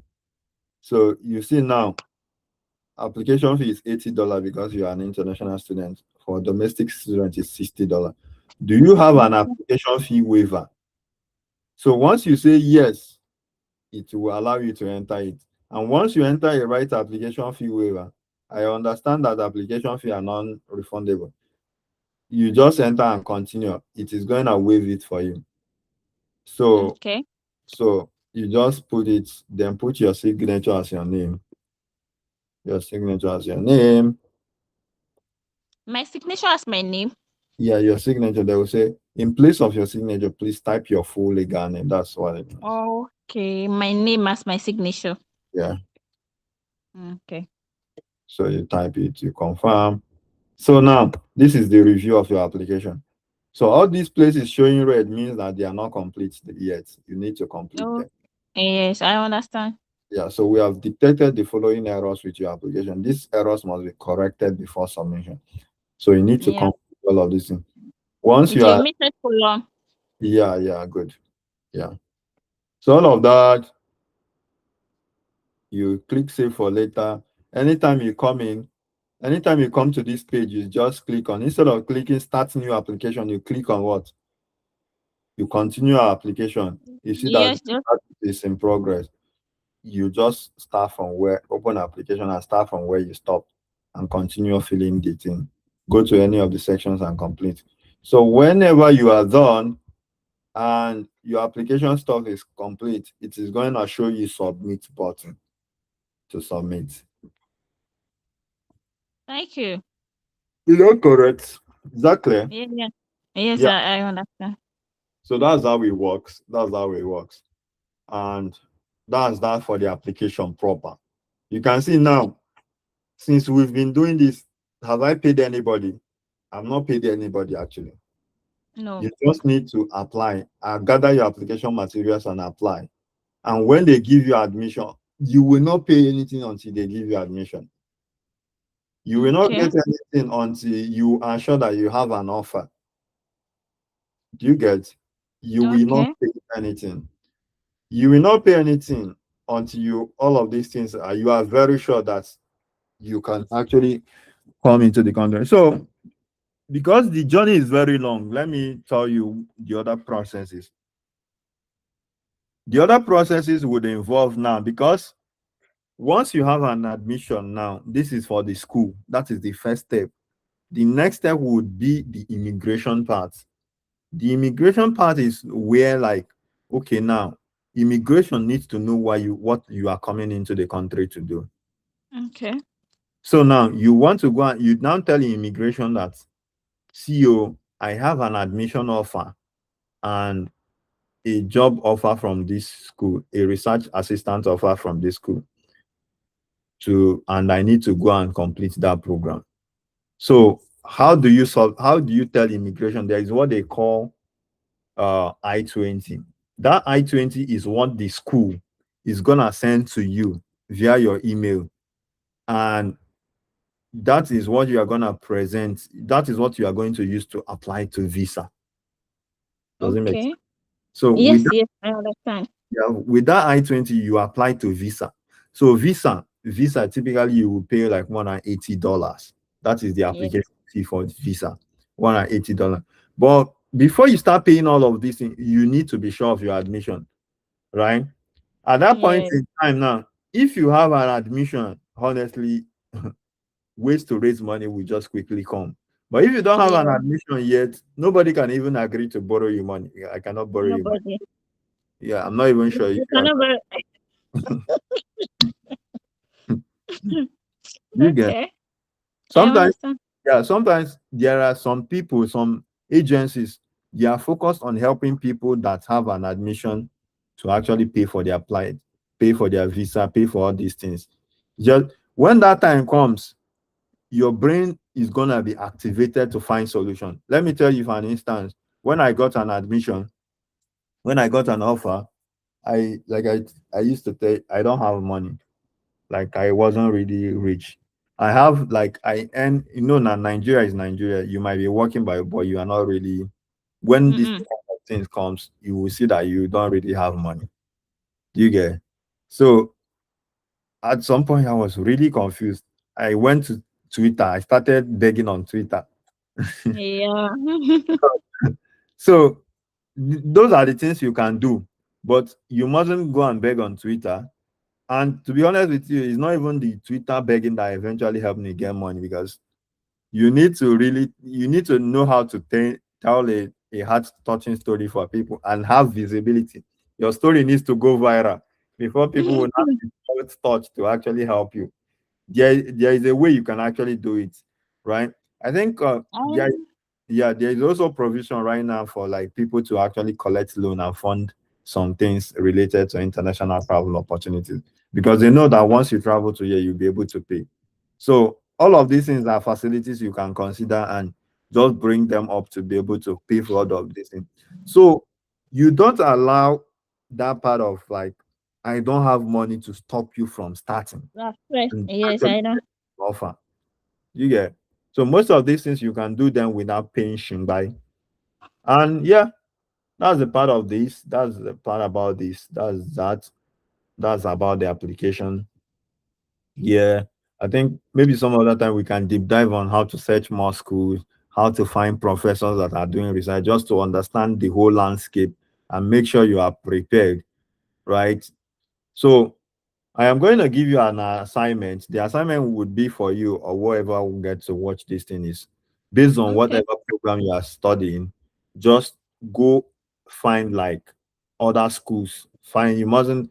So the program you want to study might not be in the University of Alabama. It might be in another school, right? Other universities, yes. Outside university, you find it, try to understand the requirement, try to see which one do you have, which one do you need to get, how do you build to prepare for that. You use all these AI tools, try to begin to understand what do I need to do to be better positioned for, like, to gain this kind of opportunities. Search for also based on, if you don't have a high CGPA, search for vocational programs here in the United States, right? So Okay. do you know Perplexity? Do you know what's called Perplexity? No. Perplexity is like ChatGPT. Okay. Let me show you. Can you see my screen, right? Um, Perplexity, perplexity dot perplexity AI. You can see the screen, right? Click on Perplexity. perplexity. The pronunciation. Perplexity. Pronunciation. Look at the perplexities. Share this tab instead. You can I'm see not this. saying it. I'm only saying you. See I'm this not tab. saying your screen. You're not seeing my screen now. Yeah. Ah, wow. Why now? Look my screen where you should be seeing me. Now you are the she. See my screen now. Now you are the she. I don't see your screen. Ah, if they see black screen, No, now you are the she. let me share again. At least the network is stable now. Mm.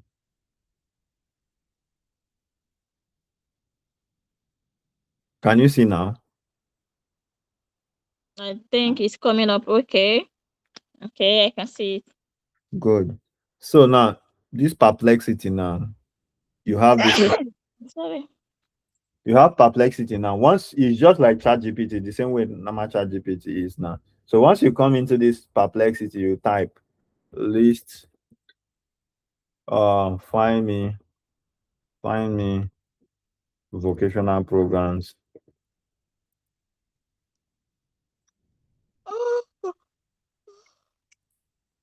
in the US. I'm still going to watch this, so Yeah, that's and that's why I ask if you serious. that Like, offers F1 F1 visa. Hold on. F1 visa. That offers F1 visa. F1 visa. So you search. So depending on the vocational training you want to do, you can be more specific. okay. Yeah.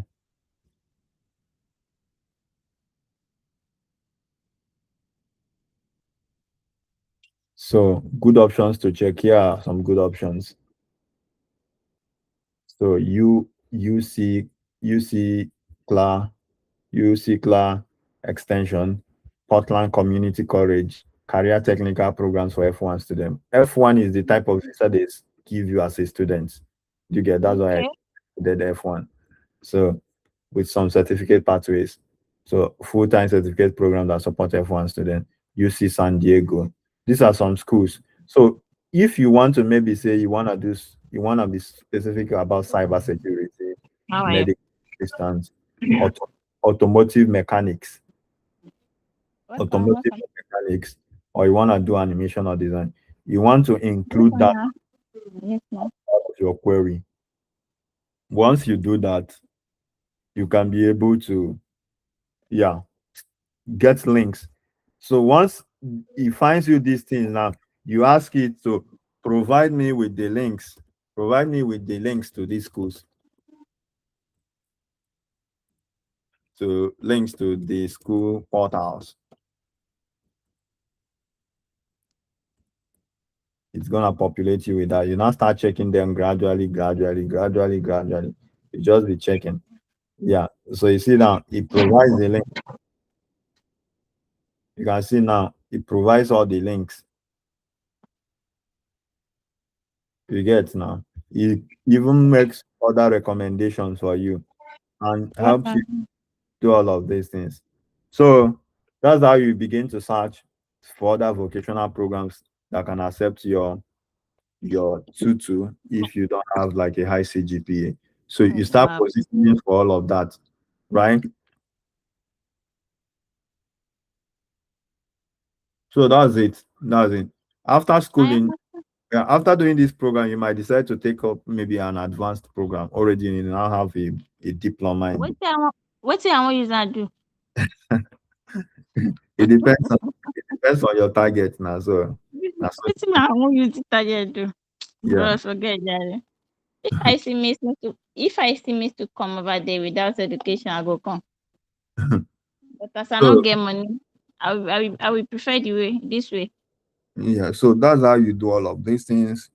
How you do all of these things. So just because it's a something you need to be committed to, just find something that you can be passionate about, like a skill that you really want to learn. That you even believe that this skill is very relevant within yourself. You know that after learning this skill, this thing is something that you can build on and actually like, yeah, all ordinary job will still be here, but you just need to be thinking long term as well, irrespective of the Okay. fact that oh you need to Japan, all of that. Does that make sense? Skills like handwork. Eh? Skills like handwork. Yeah, more skilled kind of like now people that do something related to cyber security as a vocational training. Okay. That's a very Okay. international program, like you that did computer There's science. Yeah, they study too. They study too. yeah, yeah.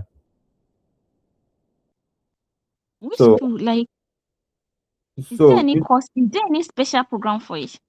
yeah, there is a special program for like vocational training in cybersecurity, vocational training in computer networking. There are schools that do it. So you can Is just it 4 years? Is it 4 years course? I mean here in Nigeria. yes, it's not for okay in Nigeria, you mean? Yes. Yeah, there is definitely. Maybe you can like if you search, you would see definitely. It might not even be a 4 year course. It might just be a short term training, maybe like 2 years or less than 2 years training. Mm, Yeah. But it depends on the kind of certification they are giving you, whether it's globally recognized or something like that. okay, okay, okay. Yeah, so those are the things you need to look at. And yeah, start positioning for yourself basically. Yeah. Use AI tools like Perplexity dot AI to speed up these searches and brainstorm on what to search. Yeah, ask question, try to understand. So this thing is a process. Is a process. Is a It's a, process. it's Yeah, a long. yeah. Even an agent will not tell you all of this process, and an agent will overwhelm you. They will make you get committed. Eventually, you will start paying and run out of money, and you will not be able to pay. Do you get? Because you don't Yeah. understand they will not make it a billing for you. Like you go just they collect billing. By the time you don't give, like you don't At collect the billing, long, at the long run, you will leave it for them. you don't give up because that's the business for them, and I know. they capitalize on because you don't know how this thing works. So now, if you still go now, there are still other people, still like people that help you to prepare for visa interview and all of that. How to communicate during it, how to do interview, how to do all of that. But all of these I things you know. can read them up and look them up online, watch them on YouTube, and get to do them very fast, very efficiently. You just need to ask the right question online and you find the resources. You get I yeah, know. I know. yeah. So with all of this now, the point you will start spending money is when you get an offer. And your visa fee is the $180. So, and before there is other part you can pay, but you will not even spend up to 1 million naira. I'm not sure you will spend up to 600,000 naira. You will have your visa at hand. I swear, if you get visa at hand, if you tell person say you won't go US, they feel selling land, their land for you. Money go come now.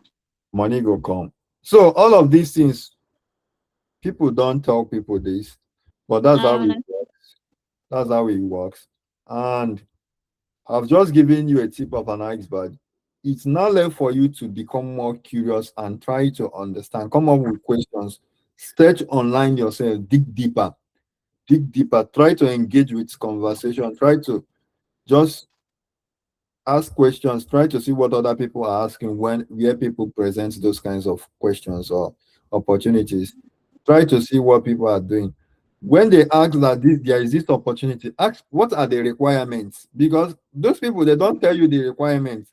They will be telling you that Europe Schengen visa they want to collect 300 people. You feel not even qualify for that 300 people. They just keep you busy. You feel no Yes, qualify. so They go that's what I've been doing. yeah, they go just keep you busy. They watch them, they waste your time. So if you understand how all of these things works, you can already start filtering what does not apply to you and use Yes, I pick use what I yeah pick what. what will work for you Yeah. and use these tools like this to even ask. Now, if I want to now say, uh, now if that thing that link you sent to me to like ask me about yesterday, if I want to inquire about it, I will just type what the person said in the video and ask this AI to now to check it for me, Yeah. to check out the things for me and what are the requirements for that. And when it check it for me, I open the link to the pages and look at them and see what do you need to do. I read them up and look at them. You need to verify them to just be sure that the links are legit. So when those people say you tell them paste the link, when they say paste the link, when they make you to pay, what they even once they give you that clue, you don't even need to ask them again. Just come here and search online and follow the link and see if you qualify before you even commit yourself to whatever story they are telling you down the line. So Okay. that's how you do it and filter information for yourself that would work. Yeah. So do you have other question? Because we're gonna call it a day. It's been a long No, no, ride. no, no. I didn't have any question. If I have any question, I will throw it to you on WhatsApp. Yeah, sure, that works. That works. I will definitely respond to you. But Bye. please, I will need this video again. I mean, like you save it, right? So Yeah, I will. I will save it. I will be able to go and watch it on your. So you also you are uploading it on your Facebook, right? Yeah, so I will just try to upload it on Facebook or YouTube, either one, just to make sure people have access Okay, to it. okay. Please, once you upload it, let me know so I'll be able to go there and watch it again. In case if there is anyone that skip my mind, I can Uh, pick from there. yeah, that works. That works. Okay. Oh, Allah. Bye bye. Thank you. Thanks so Yeah, much. Thank you. you're welcome. I will buy your data. You don't have to worry. I mean, I have a lot of data bandwidth, so Okay, okay. Thanks so much. unlimited data, so you don't have to worry. Thank you. Yeah, you're welcome. Bye. Yes. Just text me any question you have. Okay, okay. I Yeah, appreciate. yeah, Yes. bye. Good night. Yeah. Yes.